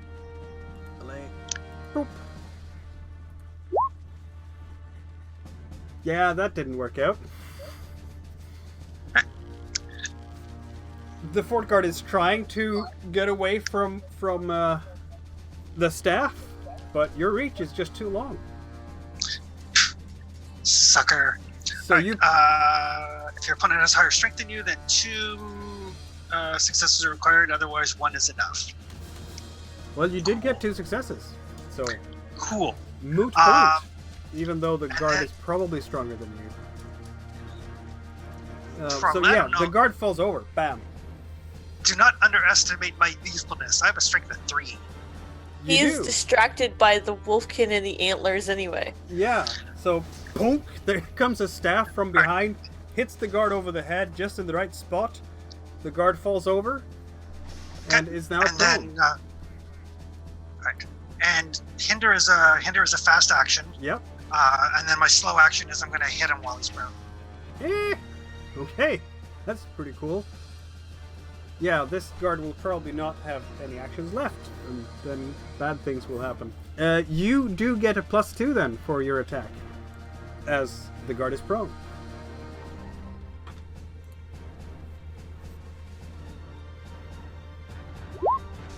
There we go. That's a hit. How much damage on that staff? It's a 1. Staff is a base damage of 1. Okay.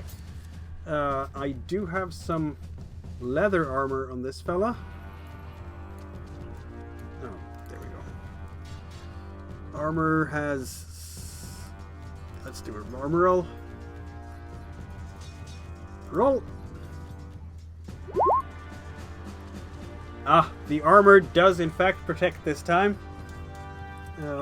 You're punching him right in the chest, exactly where the leather armor is. And you'll hear an oof from the guard. Down! But Stay down! not more than that. But yes, the guard is down and has used their actions for this turn. So, Frida, you can do your thing.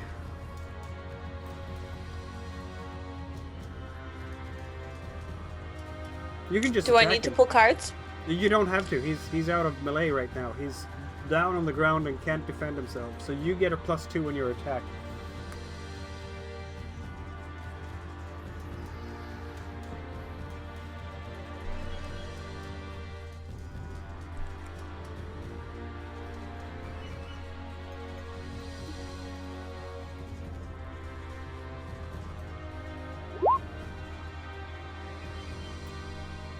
Really? This is not your night.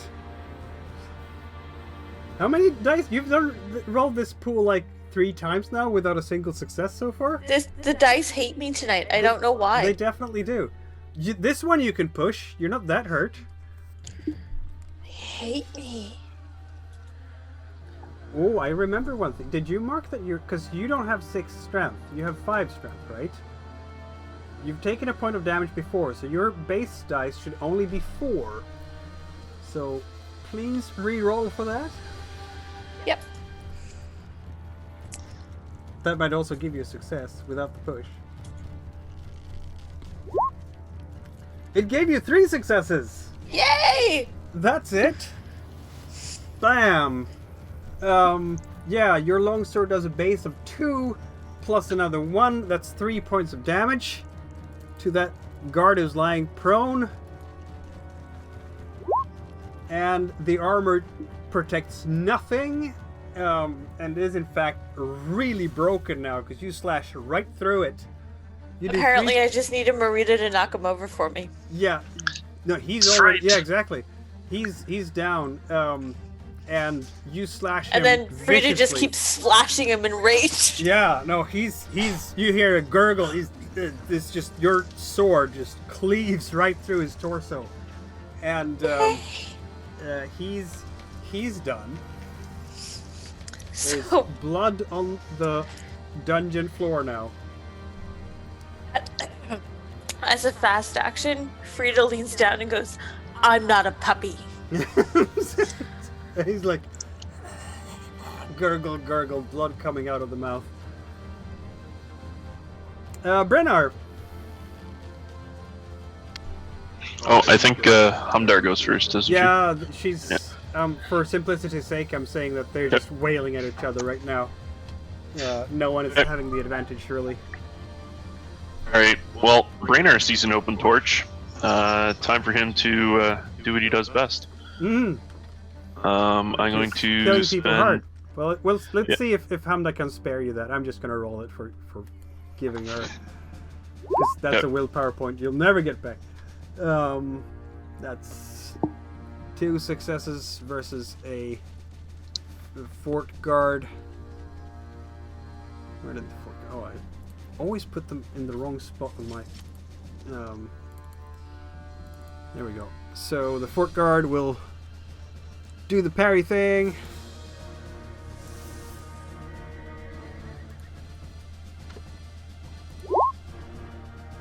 What?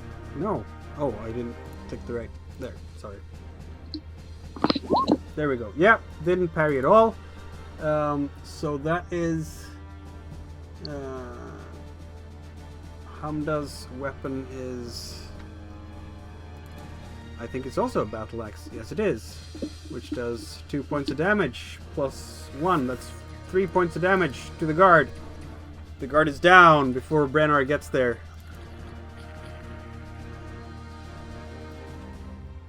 So that's You could still light him on fire. It'd be funny to watch. You can. Yep, so Hamda is just sort of mauling on that guard, and the guard is down. That saves you willpower there, Brennar. Appreciate it. Hey, look, fighters do fighter things. Yes! Alright, so Frida is still injured, yes? 1 point, yes. Yep. My nose is still a little swollen. Yep. Alright, and I can't heal that with the healing skill because it's the injury I already healed. So Yeah. you're just gonna have to shake that off. That's fine, I'm good. I can fight through the pain. All right. She just sounds a little wheezy. Meanwhile, Ogre is opening the locks with his skill. Excellent. And one by one, the locks give way, and maybe Ogre is also going up to plunder the guards and find the key ring to the actual cells. And out of the cells, you will finally meet Ogre's companions. One, I don't know what's with Fort Riverstone, but there's so many halflings around here. One is, in fact, a halfling, sitting with... this is a gentleman this time. He has rich, sort of dark brown curly hair, long sideburns down the side, and he had once fairly nice looking robes that are now very tattered, because he's been sitting in a dungeon for more than a week. The other one is a large wolf man. Does he look familiar at all? No, not really. He is. Are you saying all wolf can look the scars same? and really muscular? No, and I'm wondering if I know him, if we're related. Probably. he's a very old wolf. This one. And he has scars to show for it. His white fur is streaked with gray. He's just dressed in a dirty tunic and brown hoses. I'll pass out some deer jerky to the prisoners. Yeah, they will eat and what? I thank you, says the halfling. Thank you very much indeed. Of course. My name is Arlen Roothart. I'm Frida. Alright. Are you guys ready to fight for your freedom? Just go run out the door, you'll be fine. Very good. Take the battle axes on the way. Yes. Yeah. You might need them. Probably should finish the jerky first. It'll help. The wolfkin looks at you. Looks at the guard. You need to work harder. Are the guards? Eat your jerky and go kill some guards. Yeah, or are they just unconscious? No, They're dead. I cut one in half. they're broken. All right. I'll call them dead or unconscious as you see fit. Yeah, Go ahead, Chris. Sorry. Oh, I was just gonna say then. The one that freed like through. If I have the time, I will take his leather armor because I think either me or Brainer are probably only humans here and the only ones it'll fit. Yeah, you that leather armor that the guard that was fighting Frida, that leather armor has been shredded. 2 out of 3 of its points are destroyed. The other one has leather armor as well. That is intact. That's the one we'll take. Yep. Here, do you want this, Brainer? I mean, you're an old man. You're more susceptible to blows than I am. Sure. It's a leather jerkin, and they both have studded leather caps, and together that makes a 3. So.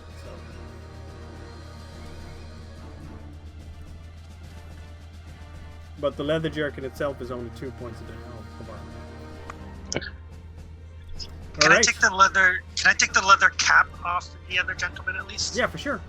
That gives you 1 point of armor. It's 1 point more than I had. Exactly.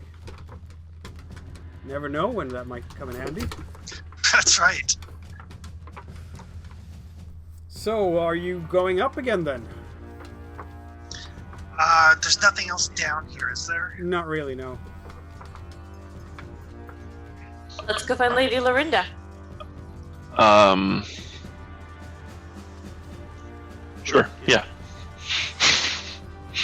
It's gonna burn it, but it's all good. You can burn it after we clear it. There is hay down here. They'll burn really well. And there's... I'll take a torch off the wall to walk with.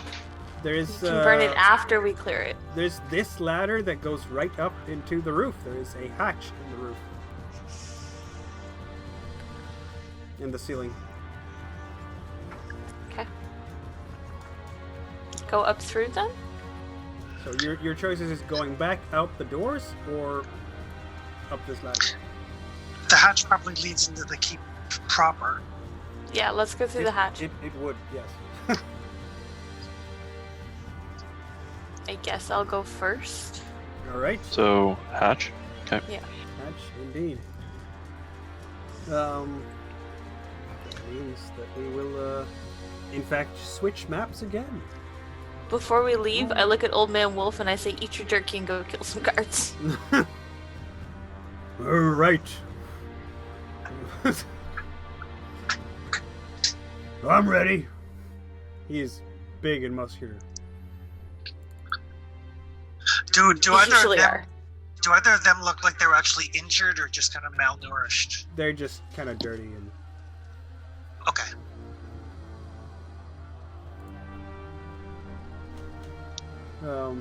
Yeah, so that's, so let's go up then, into the keep.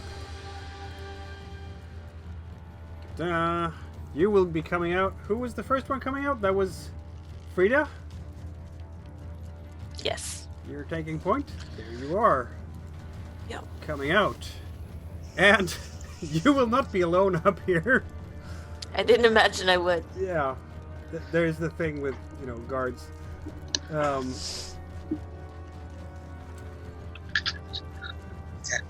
let Brainer go ahead of me so I can kind of like push him up the ladder. There we go. The funny thing is, I'm pretty sure Brainer is actually stronger than Marita. Probably. Yeah, she is. He is, yes. Yep. Underestimate the old man, see what happens. Exactly. It's fine. In this game, wizards don't have to be weak.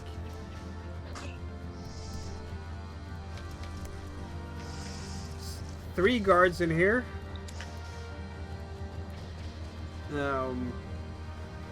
And I'm gonna say there's also, in fact,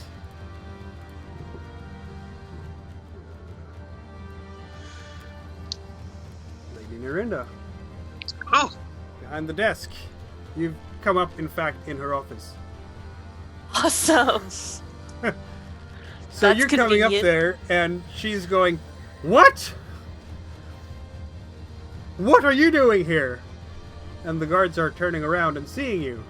And I guess that means that there's another initiative, isn't there? Releasing your prisoners, you dumbass.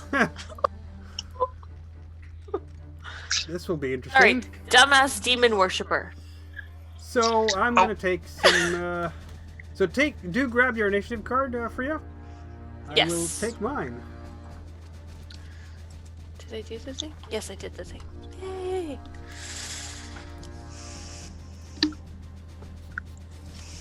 okay. I apparently forgot to grab my combat cards off the map. Oh, So you should be able to switch back to that map without moving us, and just grab the cards and drop them down to my name, and it'll oh show right. up for me. They're still on that map. Okay, fair enough. Yeah. It's weird. I ran Toward Eternity all day, which has cards all the time, and I know this, and I forgot.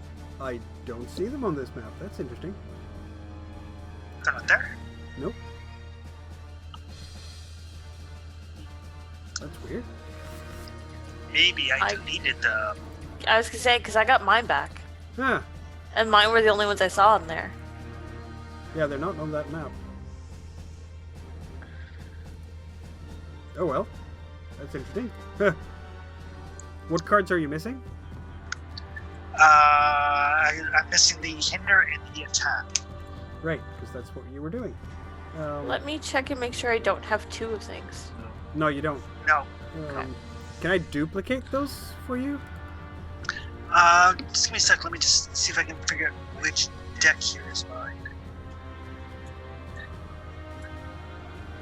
Oh, this is convenient. I think I grabbed the right deck. Incidentally, when you get a chance, Mikael, the hidden combination decks that are there, Yeah. you can actually rename those. So if you want to do like hidden combination Brainar, hidden combination Frida, etc., that way we know which decks are ours for when we do this sort of thing. Right, that's a good idea. Yeah, I'll keep that in mind for the future. Meanwhile, But- I think this should fix it.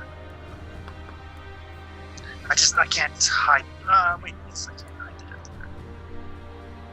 Now let me see this one. there we go. Yep, that's an attack, so I'm going to take that one. I'm going to take that one, and there. I have fixed my goof. Awesome. I have put out the initiative for our dear friends.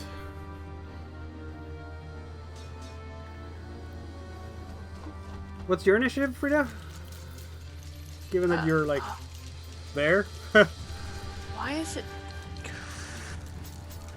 Oh, okay. Do the. I got it. I got it. There you I have go. an initiative of 10. Yeah. Okay. You're moving Rita's last. kind of in the way. Yep. Okay. Sorry, guys. I'm going to say that none of them have actually prepared their weapons yet, because, you know, they're in the keep. Why would they have their weapons drawn? She's sitting in her office doing shit. Yeah, exactly. Who are you and what are you doing here? Says Lady Narendra when she sees a great big wolfkin coming out of You the... know who I am, lady.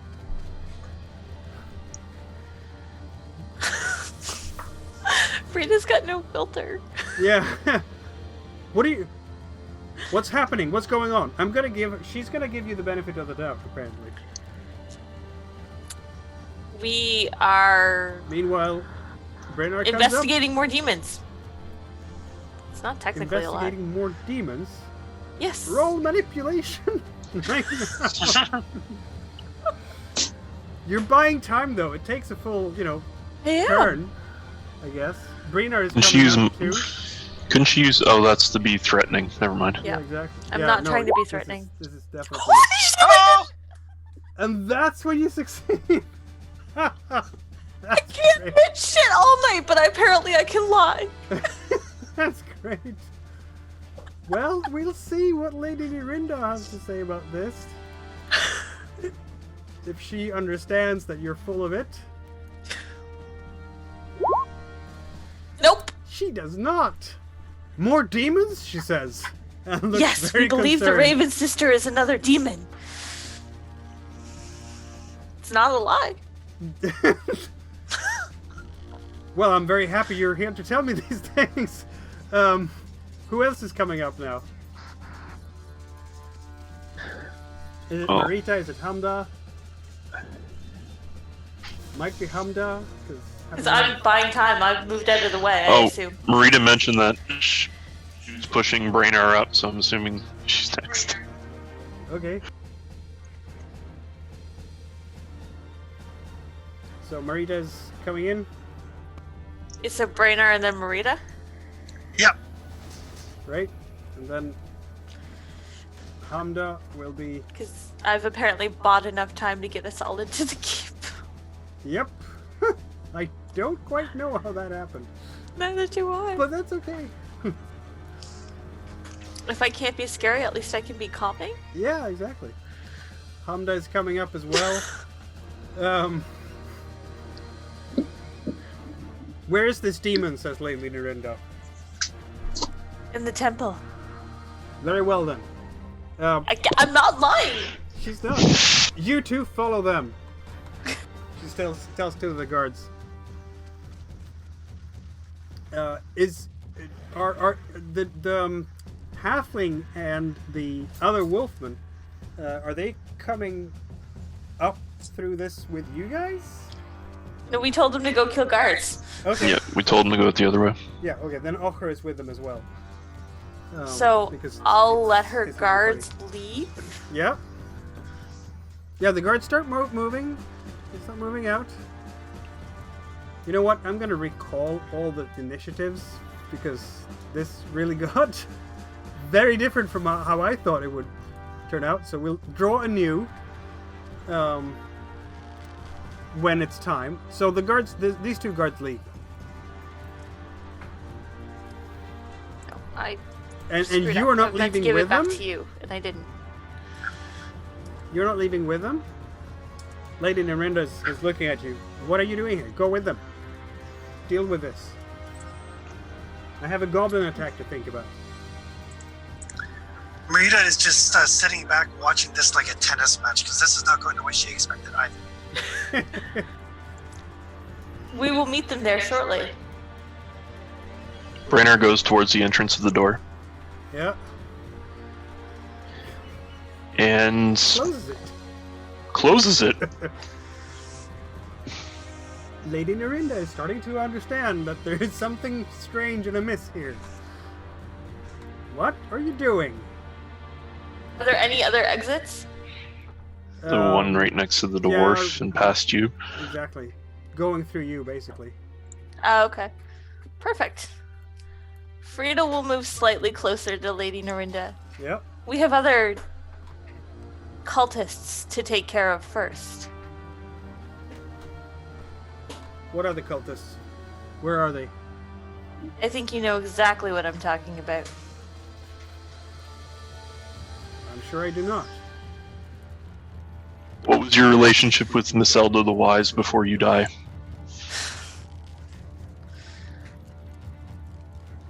And I can make a What? She says. I can make a manipulation roll if you'd like. Feel free.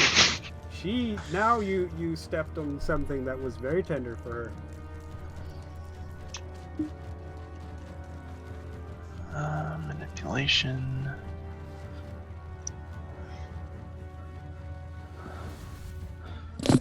There's an awful lot of commotion from outside right now. Yeah, no, that wasn't impressive at all. How dare you? She says. I will roll to intimidate her to tell us the truth. That you can do now, because you have a talent. Threatening. Exactly. Unfortunately. I will push it. You can do that. Oh wait, you're still hurt from that last time, aren't you? So you only roll the 4 dice. Right. Haven't you marked that you're hurt? It did. I just... There we go. Okay, you still didn't do anything much. I will still push. You will still push. That seems reasonable.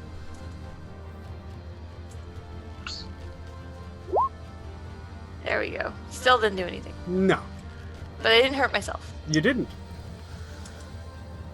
Her hand now goes down to the hilt. Mine's still in my hand. Your or no, sword it is couldn't in have your been because I was climbing, so mine will too. Yeah. Initiatives, question mark? Well, if you're gonna charge her, absolutely. She's... Get out of my office now. Deal with those cultists, she says. So, I guess I'll start the chaos. There's a candle on her desk. Yep, wait. We'll see. I haven't taken a card for myself here. I'll need 2. One for the guard, one for Hamda and one for her. For their side. There we go. So, 1 for Hamda. And 1 for her. It makes complete sense that she is late in this turn. Hey, I still go before her. Yeah. This time you do. Alright. So, who is first now? Who's number 4? I got a 4. Alright. Marita. Right, is there a way, I know I can trade cards with an enemy if I faint, but can I trade cards with an ally? No. Because the feint is specifically against an enemy.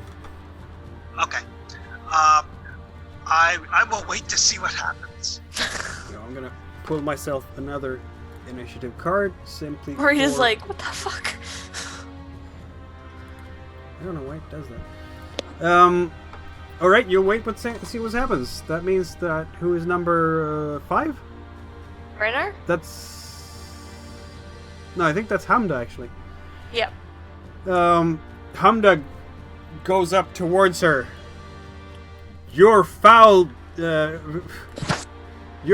reign is over. We're taking over from here, she says.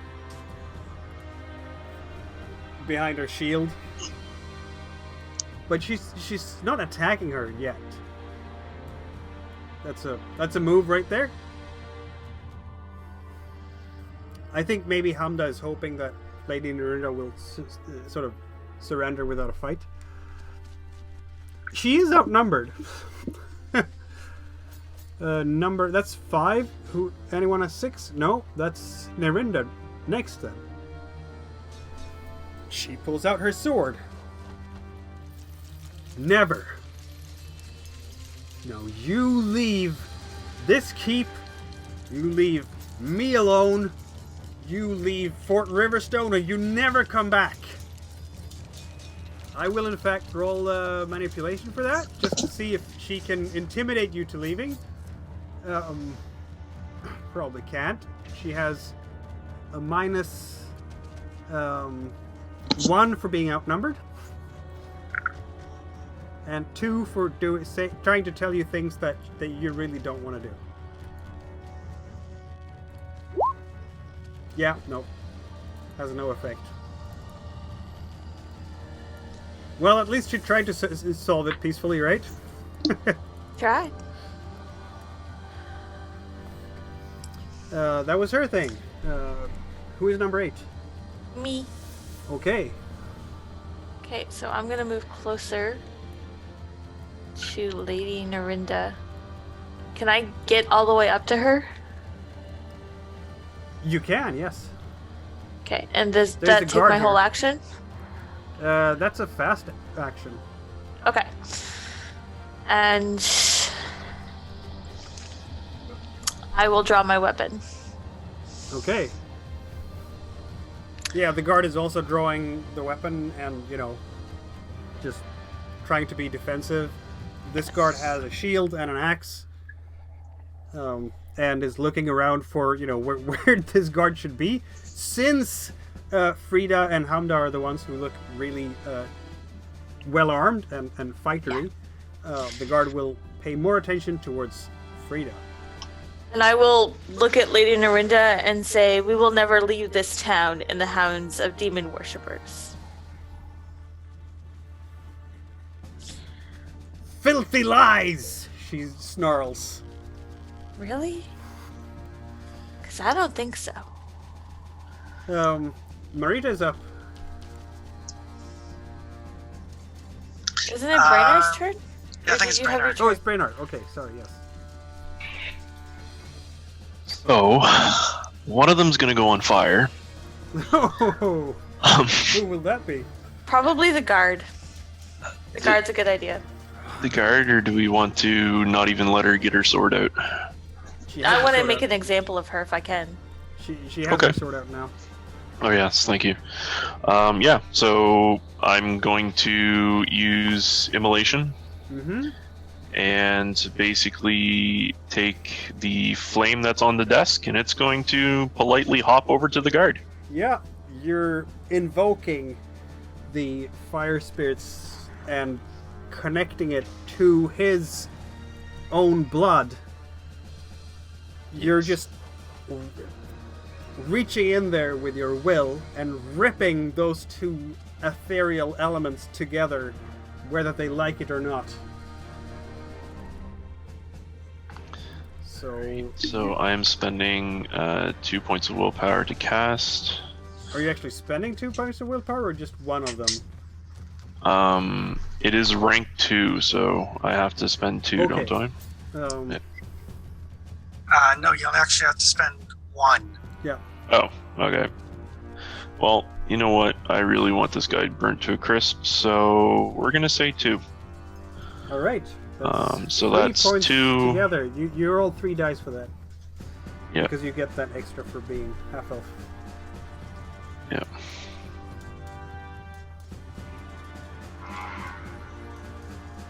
So I hope it is us right. We'll see. Yeah, that's right. Okay.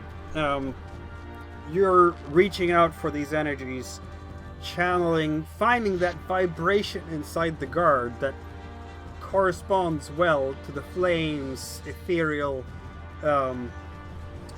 patterns, and then merging them, and the guard screams. That's 4 points of damage, because you do have that focus to the guard, and he screams and shrieks as there's smoke coming up from inside him. You've seen this before now a few times.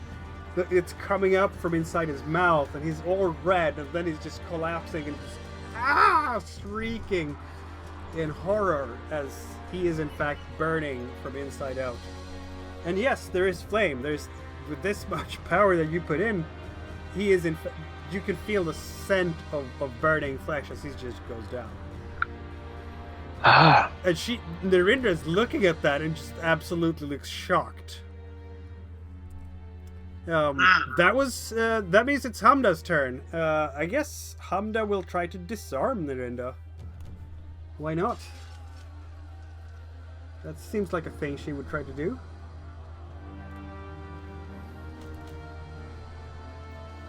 So disarm.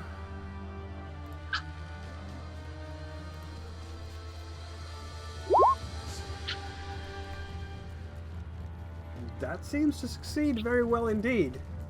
Narinda will of course try to parry that, which means that she loses her first fast action for the turn. She does have her sword now, which is a broadsword.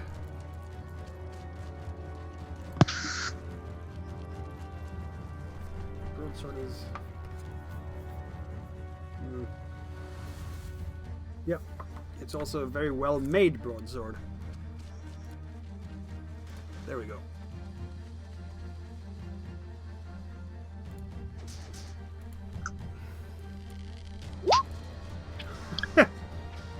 Yeah, no, Hamda. Sorry, Narinda can easily parry that. just shoves that axe out of the way. Cling clang! That is Hamda's move. Who is next? 8 is Frida. And you're standing behind her. Oh, it's Nirinda, in fact. I think I got missed on 4. Oh, you got missed? Okay. I think so. Because Hamda goes on 5, right? Hamda goes on 5, yes. Yeah, so I Okay. go Yeah, just okay, fair enough. slightly before. Yeah, okay, let's go ahead. Marita, go ahead. So knowing that, seeing as how things are going, I'm just gonna move over here, and I am going to try to sweep Dorinda's legs with my staff. Alright. This is not good for Nirinda. She needs to get out of here. She doesn't have enough actions. She's not getting out.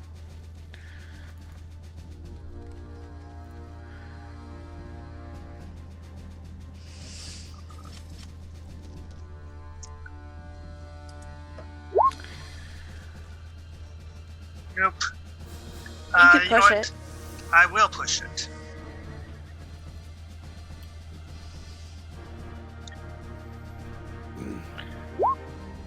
Yes. There we Good go. job. We should have done the hidden combinations for this one, but that's fine. Yep. Too late. Yep. Sorry. Another parry then, I guess? Only if she has a shield, otherwise she has to dodge. Ah, yes. She'll have to dodge. I'm dodging for you. She That's will okay, do because so, that just means but she uses will all her not actions before she gets to my turn. go prone. So I will roll her melee again. That's a single success. It's not good enough for her to actually get out of your way. Alright, so I actually only knock her prone if she is strength 3 or less. She's strength 3 and 4, so she doesn't go prone. She moves, so she just kind of stumbles then? No, it just fails. Okay. So it's not enough to get her to go down. But she has used 2 fast actions now, which means that she Yes. technically does not have a slow action left for this turn. But now it is in fact her turn, and it turns out that she is a master of the blade. She will use a willpower point to be able to attack, and she will use that to attack Hamda because Hamda attacked her first. Oh, okay. Frida hasn't done anything yet. Yet. So I will do that. I will quite simply smack Hamda. Hamda will parry that because she can.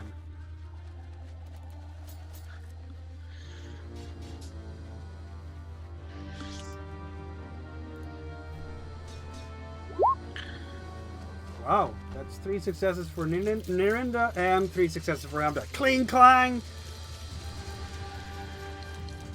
Furious battle going on there. But neither one of them can get through the other one's guard. And that leaves her completely open for you, Frida. Now that she's good and distracted. Yep. Ow, now you're hitting! I really hate her. Ugh! That's gonna do 4 points of damage. Because that's, ow. I am specifically, if it doesn't outright kill her, I'm specifically looking to take off her sword arm. Yeah, 4 points of damage.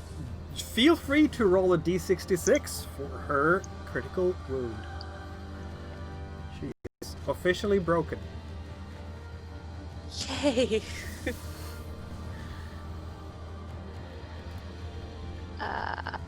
Where would I A find d66, basically. Oh, I see it. If you roll 1 base die and... there we go. 42. 42. You slash her right over the eye. Ooh. Yep, this is not a lethal injury, but she does go down. She screams in pain as you slash her in the face. As she Bam. goes down, I take her sword out of her hand. Yeah, she falls over. She's on the ground now, gripping her face and just bleeding through her hands. Ah! You! Me what? Demon spawn! She hisses under her breath. Pot meat kettle, bitch! What are you gonna do with Lady Narinda? She's lying there. She's I will writhing in bind her pain. arms. Ah! I will bind her arms. I will search her for any more weapons and keys. She has a dagger, and yes, she does have keys. Okay. And then I will let Marita tend her wound, because I intend to make an example out of her. Ooh.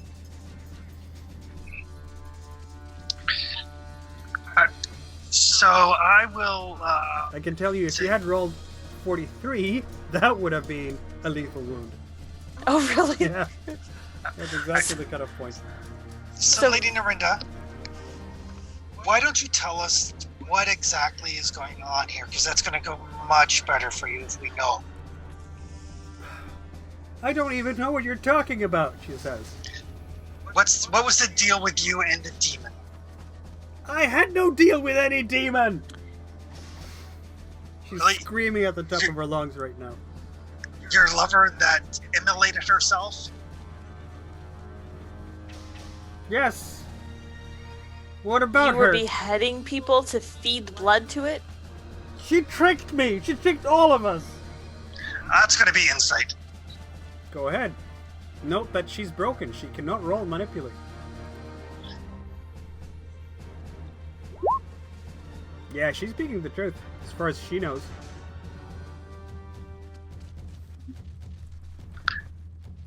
Alright, so that will be better for you then, if that is the fact.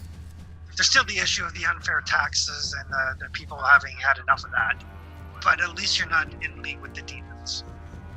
And then I will bind her. I will, make sure she's not going to die. Yeah, I mean, she's already not going to die, because the critical injury wasn't that bad, but... Yep. So I don't want to actually heal her so that she's still a threat to us, but I do want to make sure that she doesn't die. And it's like, oh, it's just a little scratch over your eye, you'll be fine. Yeah, that slashed eye, I think that means that she loses the eye? Yeah, she's probably blinded in one eye. Well, no, apparently not. Healing time is 2d6 days, so she will be blinded for, a week or so on that eye. Okay, so I damaged it, but I didn't take it out. Yeah. Alright. There's nothing I can do about that. No. But you'll live. Yep. Alright. Now we actually do have to go to the temple. You do. I wonder how our war's going on outside these doors. Indeed. There is a lot of commotion outside. You can hear that. No. What are we going to do with her in the meantime? Throw her down in one of the jail cells. That can work. I guess that works. You do have the keys.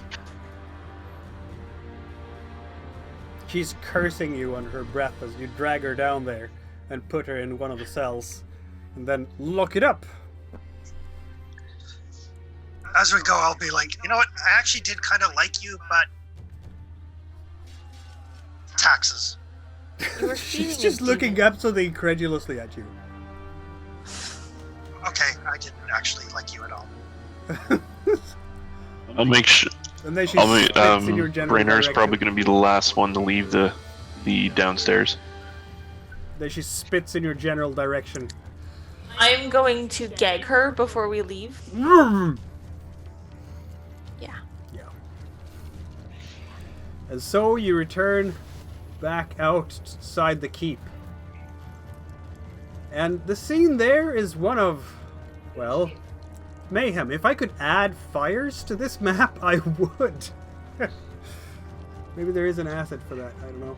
So, really quickly, before we quote-unquote left the area, Brainerd would stay back for a little bit extra and humiliate the nearby, or throw the torch in a nearby hay pile Oh, in the basement as he walks back up the stairs and follows the rest of the party so out. you're gonna make sure that the whole thing starts burning.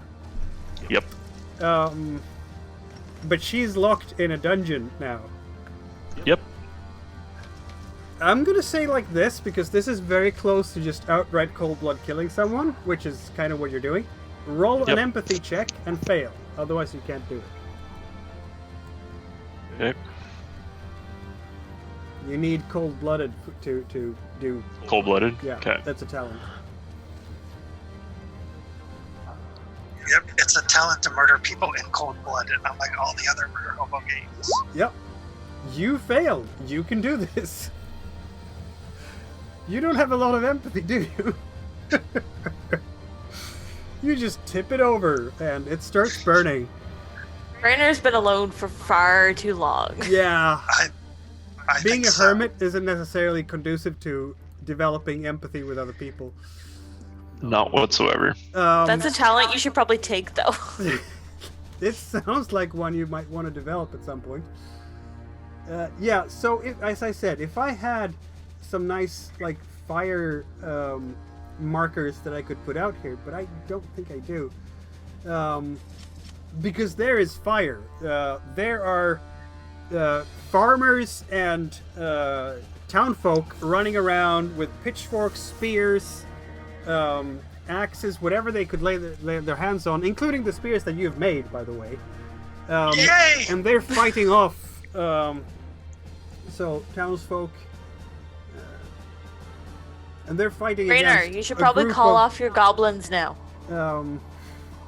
They're fighting against a group of guards.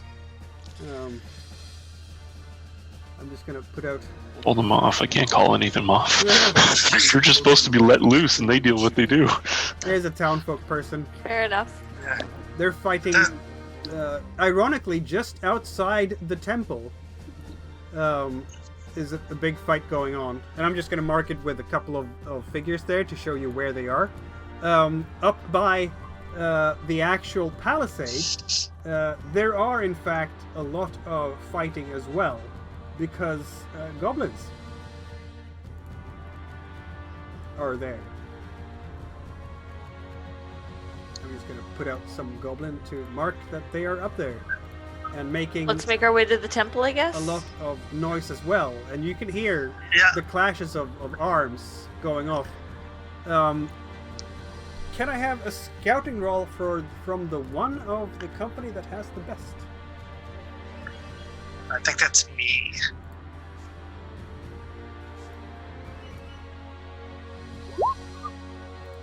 I got one. A 1, that's good enough.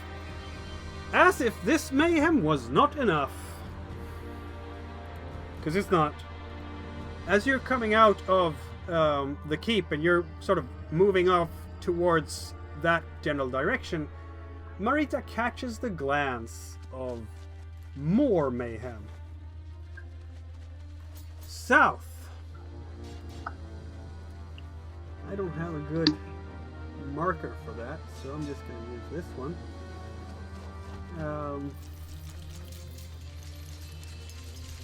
Yeah. There seems to be something moving over the palisade in the south. And in the dark, lit up against the flames, your eye will notice the scaled, leathery skin of saurians. Oh! Who have seemingly joined the fray. Excellent. Oh, Peachy, I love those guys. Didn't they try to make us slaves? Yep. Yes. I'm gonna eat one. I don't think I could call it tried if they succeeded. They did enslave us. We just escaped. Yeah, so they're crawling over the palisade. You can see a dead guard lying there. Has an arrow sticking out of his chest. Can we deal with them after we deal with the demon? Yes. Okay. Let's go get the demon. All right, so We'll put them on the list.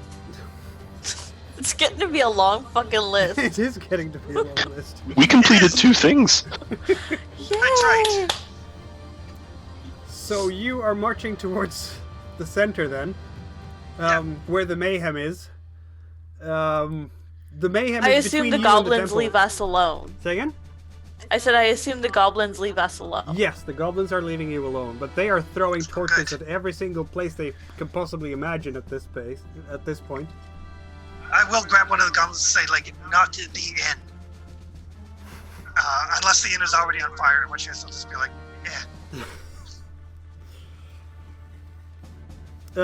yeah, it's mayhem. The fight between the town folk and the guards is happening between you and the temple. But we will try to see if we can find a way around the scrub. Yeah, we'll just avoid it. All right. I'm gonna say that it's not quite enough people around to make it hard for you to get through all of that. Okay. So I'll allow it. You'll go around like so. All right.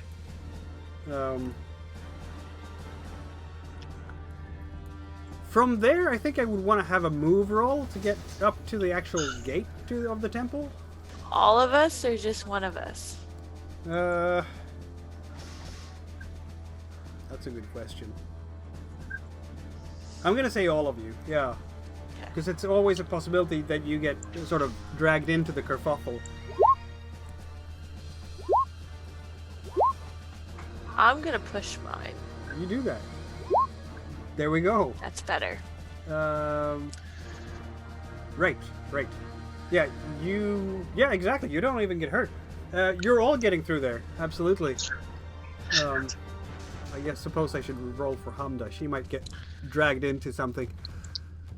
Yeah, move is not her forte. Oh, she's good. Yeah, she's good. You all made it past the whole thing, and you're standing by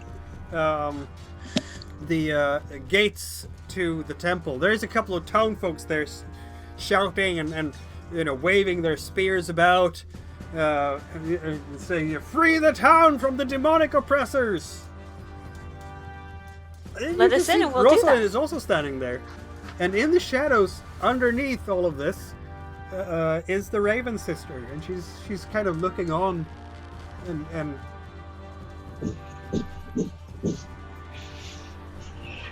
yeah, she's just sitting there in a corner and watching this whole thing unfold. You can see that yellow glint in her eyes.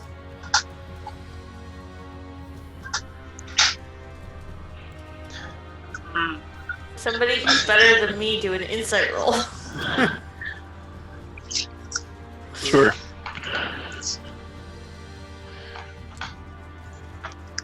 Because Jess don't trust nobody, but Frida doesn't have very good insight. What is the insight for now? I'll actually go over to her if she's within reach and basically say, "Are you enjoying the view?" I don't know if I would call it enjoying exactly, she says. I just wish that the holy relics will be kept safe. Now you can do an insight roll.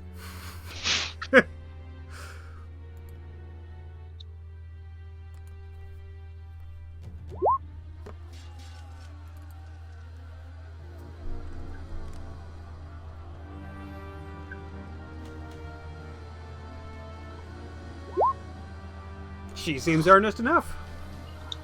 Am I I'll close push. enough? Push that. Okay, we'll both push.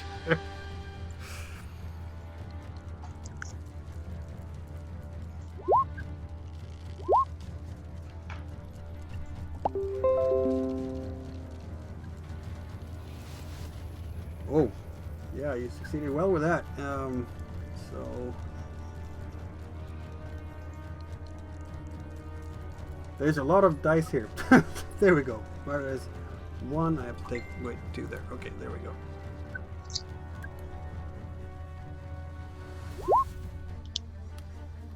I had one success before, now I have 1, 2, 3, 4.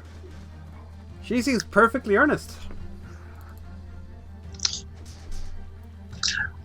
At this point, Marita's just gonna go, "You, what's up with the yellow eyes?" Oh. Well, family heirloom, I'm afraid. What sort of family? How demonic are they? So you know Heard of the about my Marigal? shameful secret. I've How heard did of you get here so damn fast? I've heard of an entity called Marigal. And the offspring of this creature has yellow eyes. This is why I have been questing all these years, ever since the blood mist lifted, to try to find the demons and exorcise them.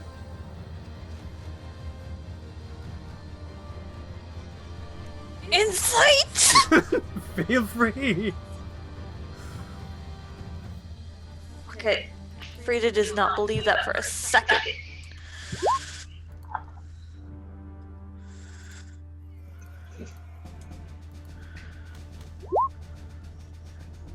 Got a success. Brainer's gonna push because this literally goes against everything he knows about this person. And fully aware that I'm taking 2 wits if I That badly sounds good screw to this. me. So... 2.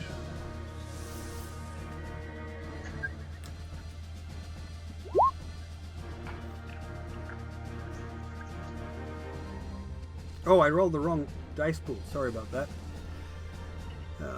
Should be like that. I can just add another die. Here, I'll just add one, like so, I guess.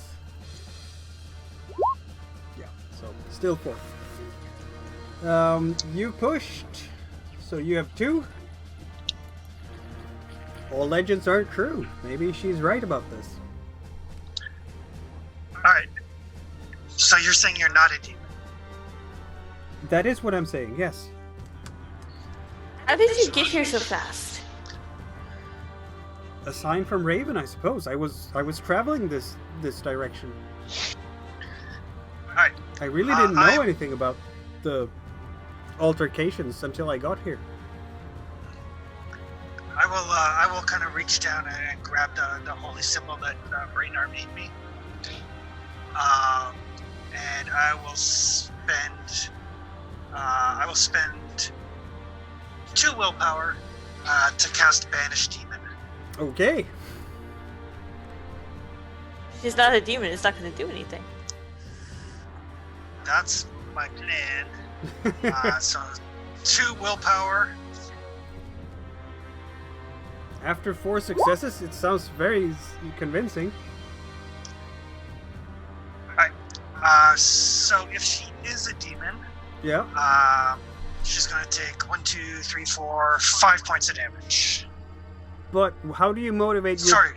casting the Banished Sorry. Demon, given her very excellent manipulation roll? Because I just don't just. Is it like other games where the options are to either give into the manipulation or attack? I guess it would be, yeah, fair enough. Yep. And that's an attack. Yep. It's an attack if she's a demon. If she's a demon. She screams in pain. Ah! Liar! That was 4 points of damage? It's power level 2 plus 1 for the extra willpower, and then the holy symbol, so 4 points of damage. Ouch! And I have to roll for magical backlash because I overcast, which gives me a 56. Oh, that's really not good. No, that's really not good. That is very dangerous.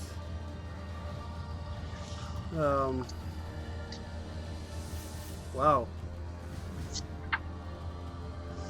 Where's that one? Should we pull initiatives now? Possibly. Magical back. Where is that table? Yeah, I'm looking as well. This is so bad. Yes, it is. This is really bad. Please don't die, Marita. Oh, I here we don't know how go. to heal you. 56. Force of the magic breaks bone in your body. Immediately roll for a critical injury, blunt force. Oh no. Alright, here we go. Oh!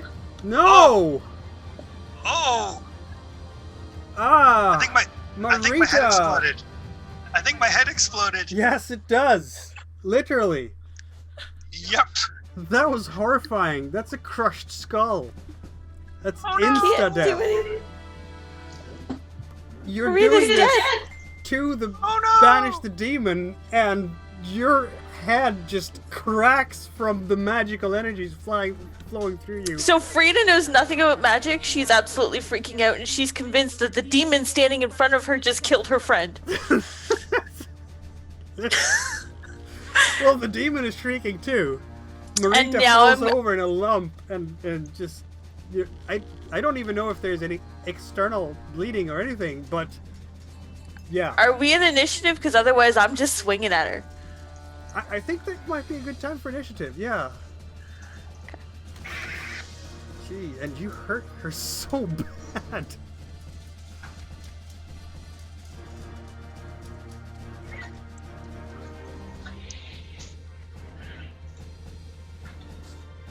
Initiative deck set of cards. Yeah. We left them all on the other page. Wow. I'll grab... Chris, is your character dead? Yeah. Oh yeah. That was... Yeah, she suspected the demon and didn't. So we're about to take on a demon and our healer's dead. Yeah. This is fine. There we go. I have my card. Are you gonna... Yeah, this is great. You got this. You can run. You can run. I'm not gonna run, she just killed my friend! In retrospect, I should have put in some more willpower to do more damage, but oh well.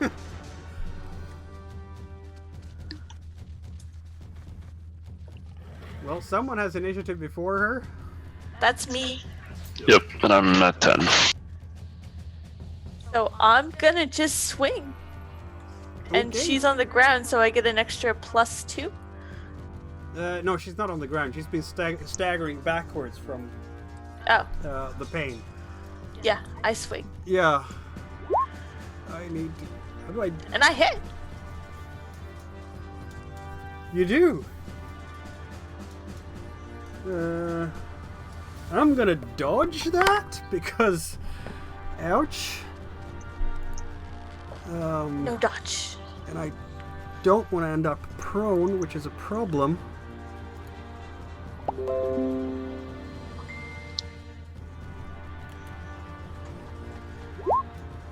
Yeah. Nope, no dodge. I'm gonna push that. Like, really? Push it.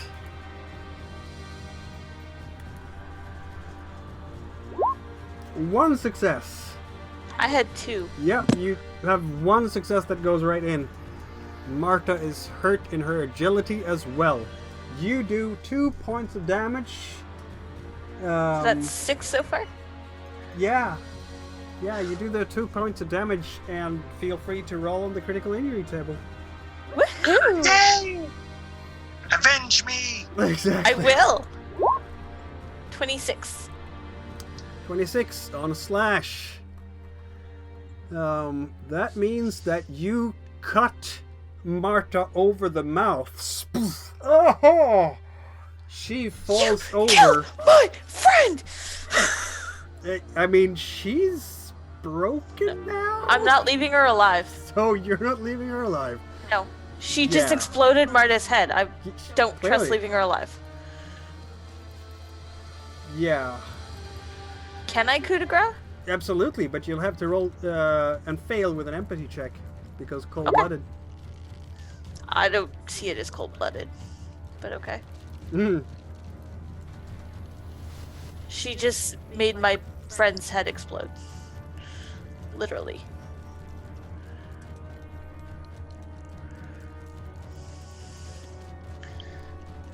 Yeah. Roll the empathy check. Did you fail it? You succeeded it. She's lying can't there. push to fail. She's lying there on the floor and just, oh, don't hurt me, please. And there's something about the voice. Brynnar. Brenna, finish it. He's going to attempt the empathy check to finish it. I have a staff. I can immolate. Yep. Yep. Empathy check. I will drag Marita's body from the scene while you're doing this. Yep. Well, more like deadlift. You succeed with the empathy check. Super succeeded.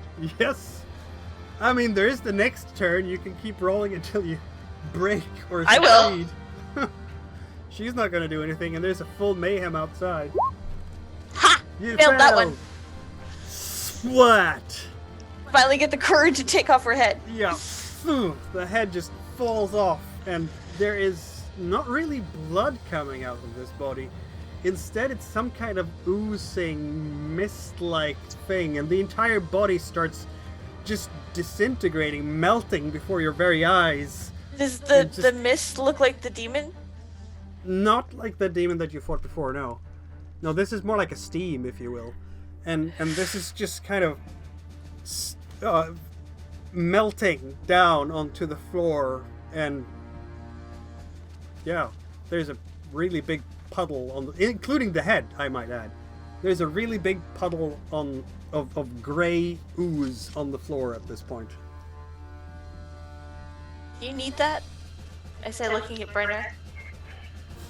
It's slowly kind of just evaporating into the air.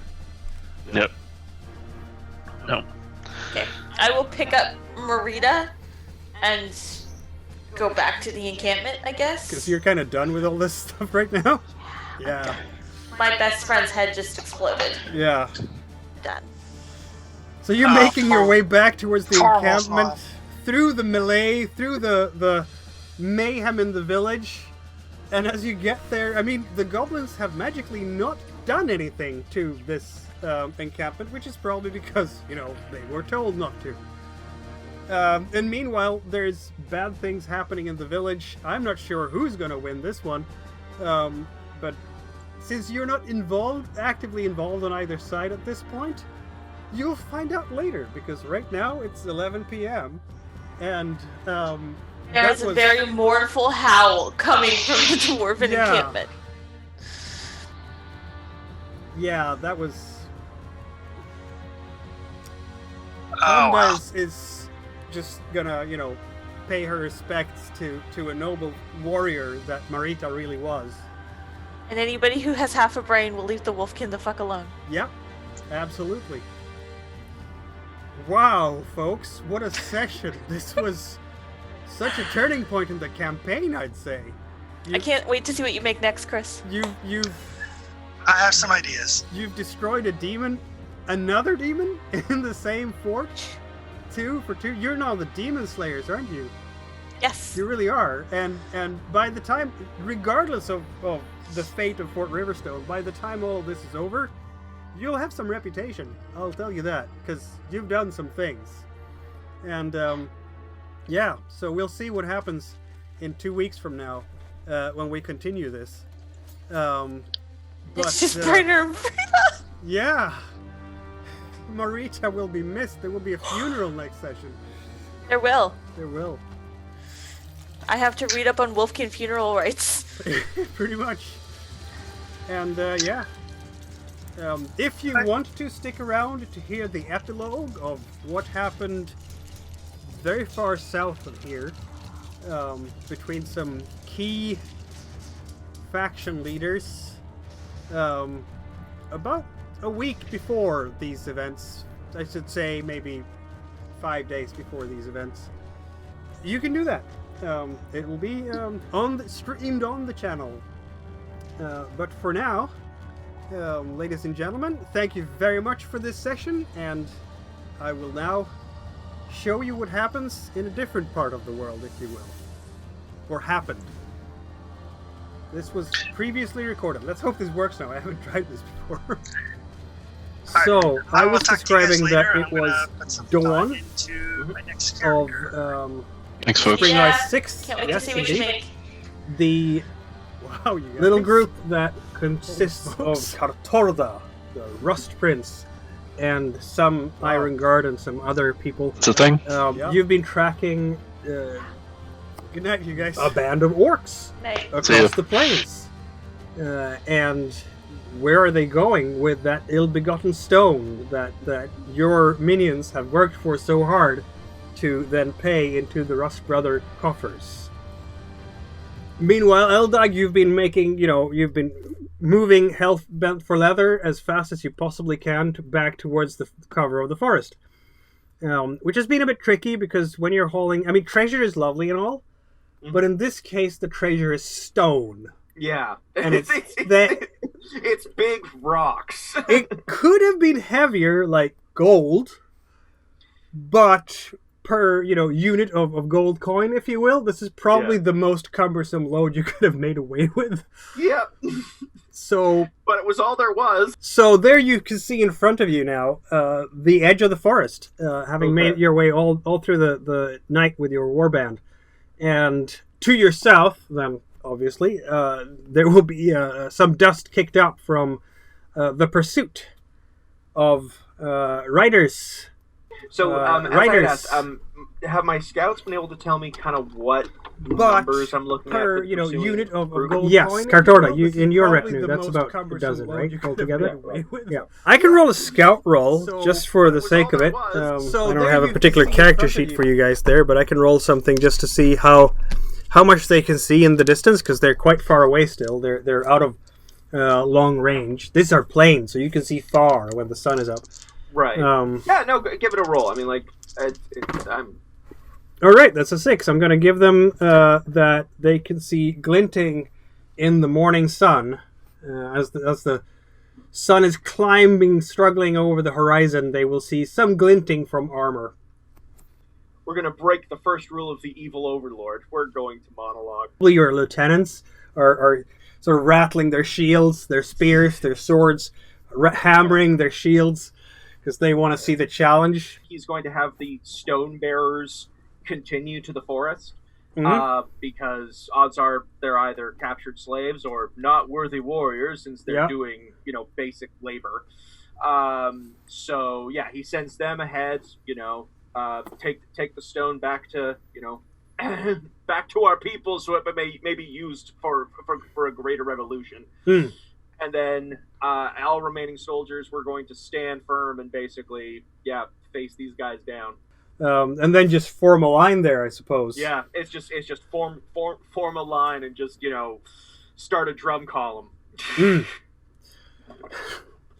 And of course, Cartorda, you and your retinue will see how these orcs are doing exactly that. There's no hiding it in the middle of the plains. You will easily be able to close to long distance, which would be close enough for bowshot, if you want to do that. Actually, I think seeing these orcs forming some sort of defensive perimeter is... these guys are maybe not the savages I thought. They seem quite skilled, or, Yeah, for sure. That's a solid shield wall. Very well disciplined. They have flankers with bows. They have formed the spears in the right locations. This is well disciplined. They're warriors and soldiers. I want to close the distance to get them within crossbow range. Mm-hmm. So now I would like to stand there, my banners flying high, and I'd like to issue a challenge. Your riding troop will close to crossbow distance, and basically you hold your horses in there, clearly outnumbered by the orcs, but you can brandish your crossbows, showing that at least you can give some sting. And obviously, since you're on horseback and the orcs are on foot, there's no way in hell that they can catch you should they just charge. I can see that Eldog would be able to see this challenge risen by the Rust Prince. I should be able to... Okay, I've seen... Oh my god, I want to punch him in the face. Punch him in the face, right. Boy, okay. All right. There he is. So, what specifically is the challenge? No, I would like to stand up in the saddle and shout real loud for the orcs to hear me. Yeah, I stand up in my saddle, the banners waving behind me real heroically, like the banner of Rust. Yes. Big rusty chains hanging down by shoulders. Yeah. I would like to shout, "You have stolen from Rust. Send forth your champion to challenge for the honor of the loot and the slaves. The winner takes it all." All right, so he calls for single combat. Fair enough. So Eldag steps forward, and obviously doesn't have a noble horse to stand high upon, nor heroic banners. Such trappings of bourgeois fallacy are not needed for the revolutionary forces of Orkdom.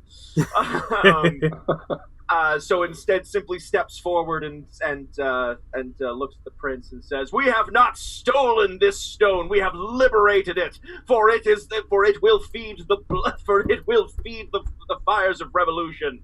Now you, slaver, you wish to challenge my champion? I need no champion. I, Eldag the Ravager, stand as defender of the Aesir people. Bring forth whomever, or you yourself, if you feel that you are brave enough, strong enough to face the liberator of my people."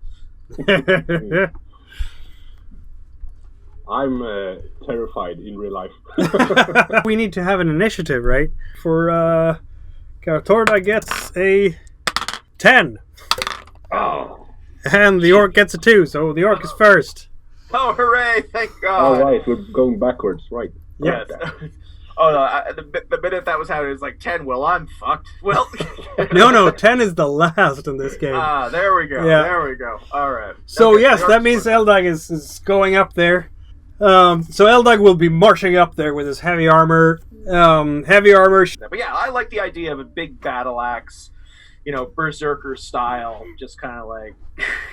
And since he is the leader of his faction, I'm going to be brutal and say that he has a formidable battle axe that gives you a bonus of +3 instead of the common +2. Being that's in the miscellaneous skill. Yes.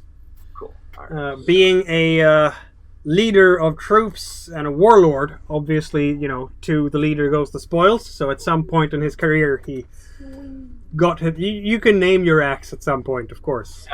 Let's just go straight simple. He hefts his axe and goes for a swing.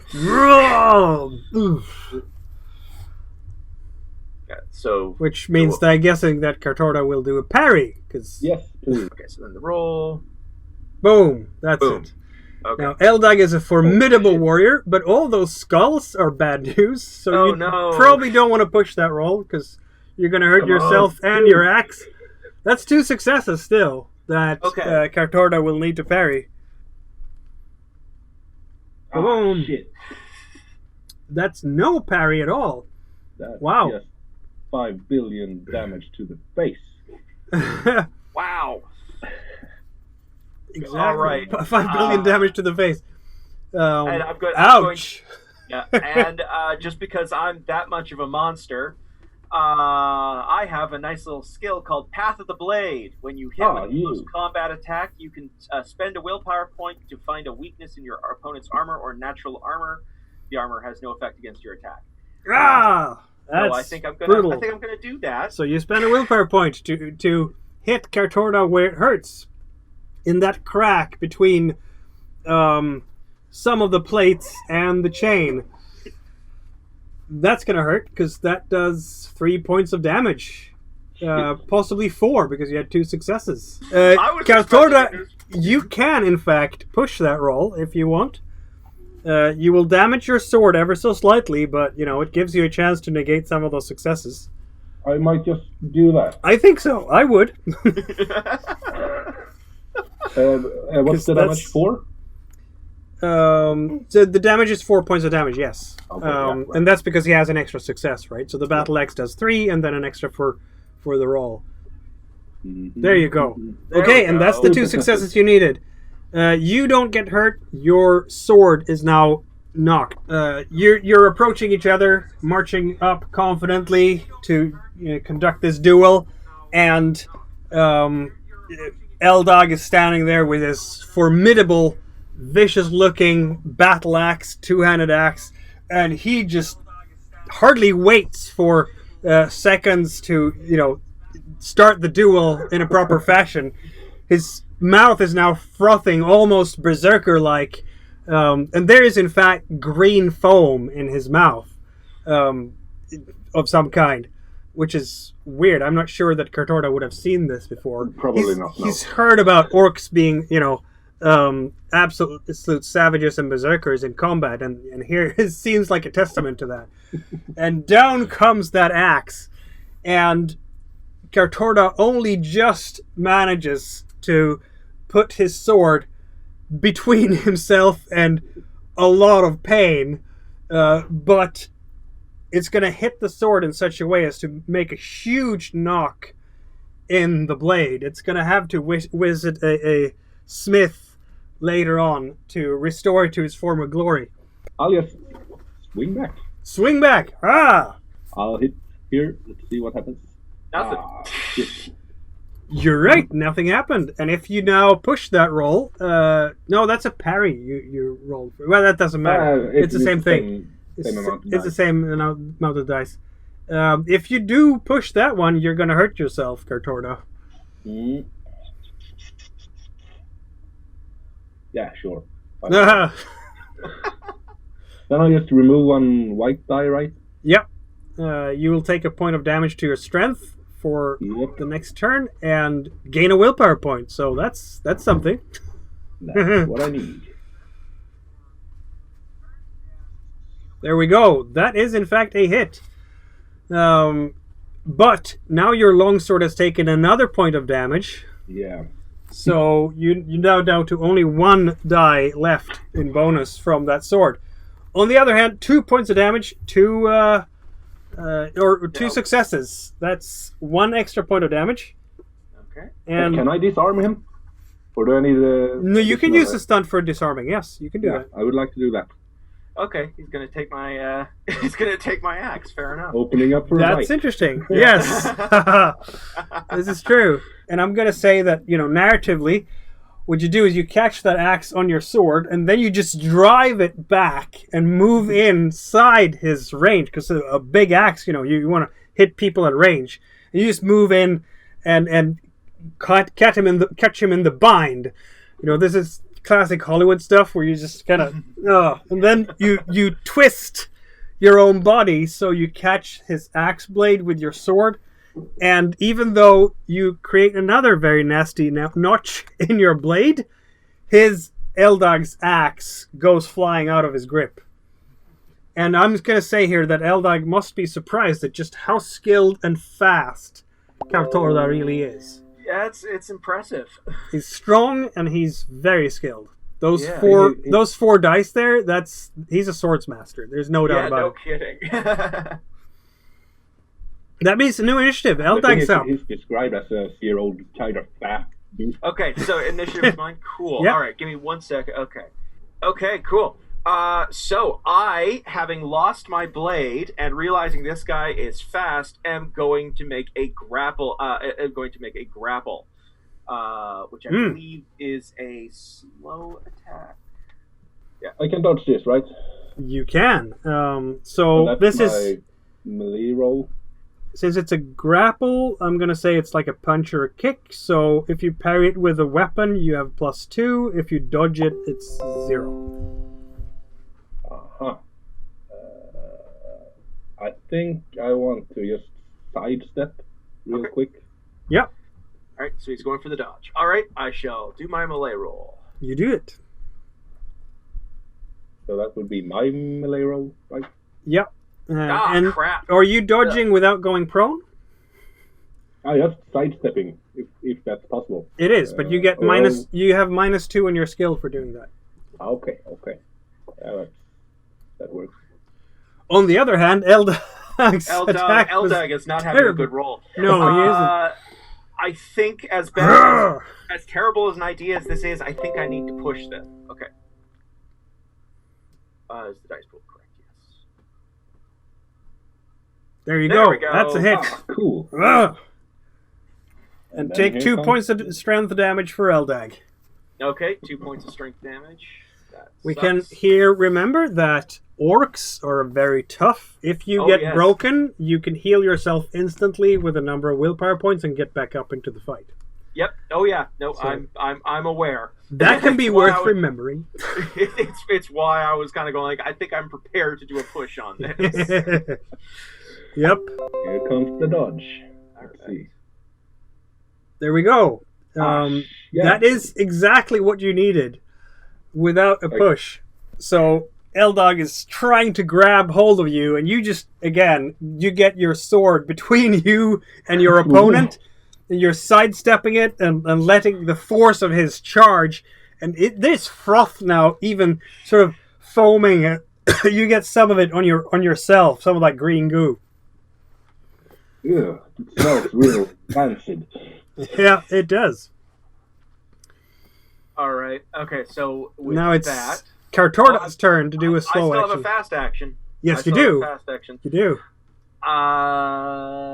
Nope. You know what? I'm not going to do anything at this point in time because I don't. Everything that I want to do is responsive to that. So Exactly. Kartorda's turn then. Yeah, I would like to reveal one of my tricks Yes. and spend 3 willpower points Ooh. This is to scary. burn him. Oh. Ooh my. So this is potentially. Are we talking Path of Blood here? Path of Blood. The spell is called Förbränna in Swedish. Yeah, that's immolate in English. Immolate, yeah, right. Oh god. Yeah, that means that you roll 3d6 for the spell. See here. Oh, you don't have a focus for that with you. You don't have an open flame, so you don't get an extra power level for that. So you just rolled the three willpower there. So 3 die to see if everything goes to hell. Nope. In fact, it is supercharged. Wow. Cool. That's I'm brutal. so lucky. So you heat up your victim's blood to the point where he literally bursts into flames. Oh god. Damage to strength equal to the power level, and keeps inflicting 1 point of damage per round until the victim puts the fire out with a successful move roll. Armor does not protect against the spell. And since you rolled because you threw in 3 willpower points into single attack here, your power level increases by 1. So that's a 4-point strength damage, Jeez. which brings Eldog down. Yeah. I think you had 2 points already, right? Yeah, I did. So that takes me to 0. You are broken. You can just get up again. Yeah. You are feeling that Kartorda says a strange word and does something with his hand in the air, and suddenly you're literally on fire. It's smoke coming up from inside your body, and you're burning from the inside and just racked by this pain. Eldog doubles over and falls down to the ground, clutching, chunks of earth in his claw-like hands, as he is literally burning from the inside. So now you will have to use your willpower points to unbroken yourself. Yep. You used 1 willpower before. That leaves you 4 left.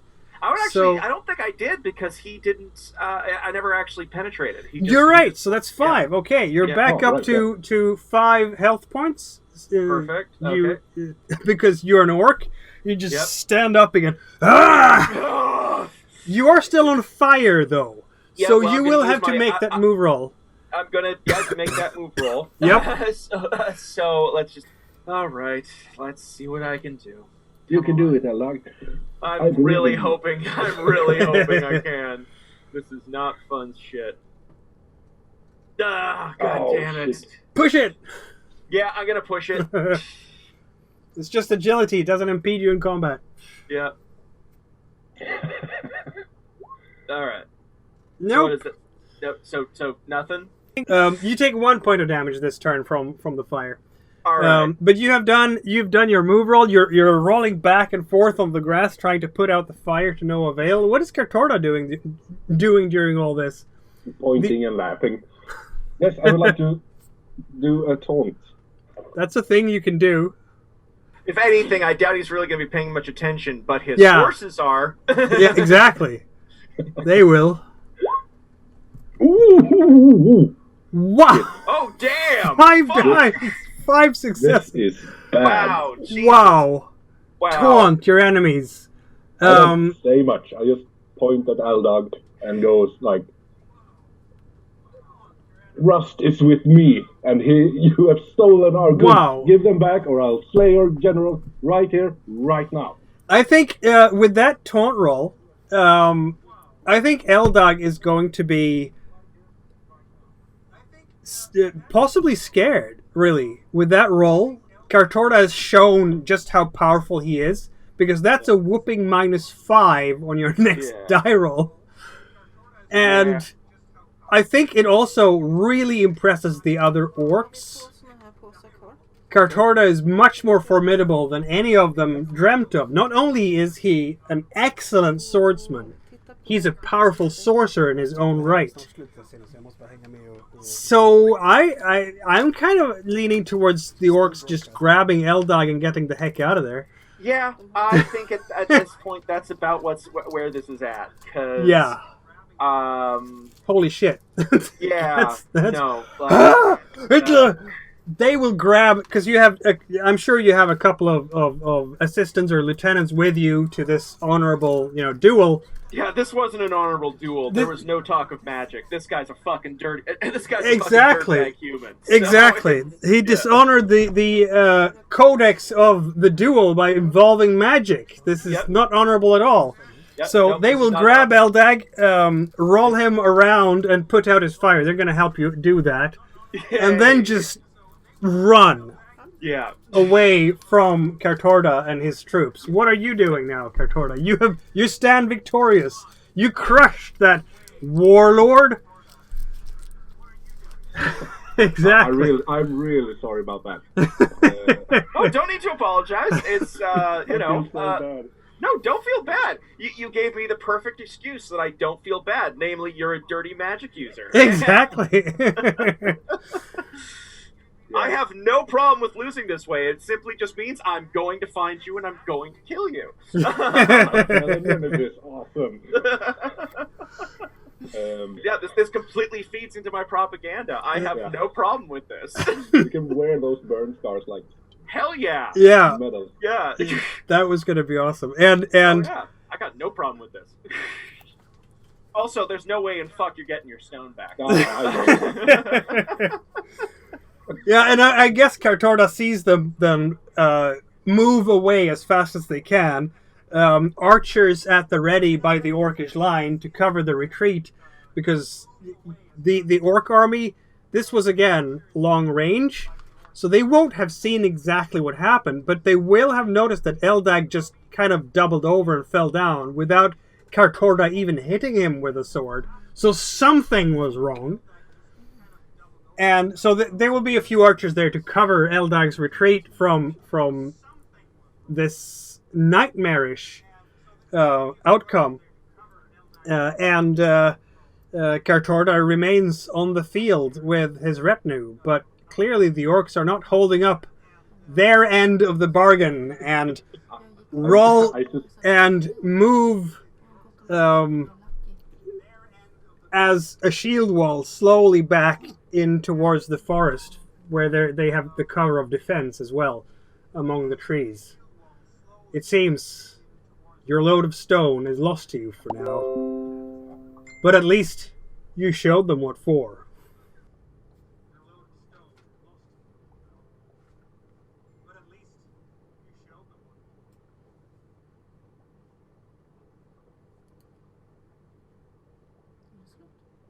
Ja, då får du titta på den där grejen som jag skickade till dig, för jag tyckte den var rolig. Ja, jag ska sluta strömma om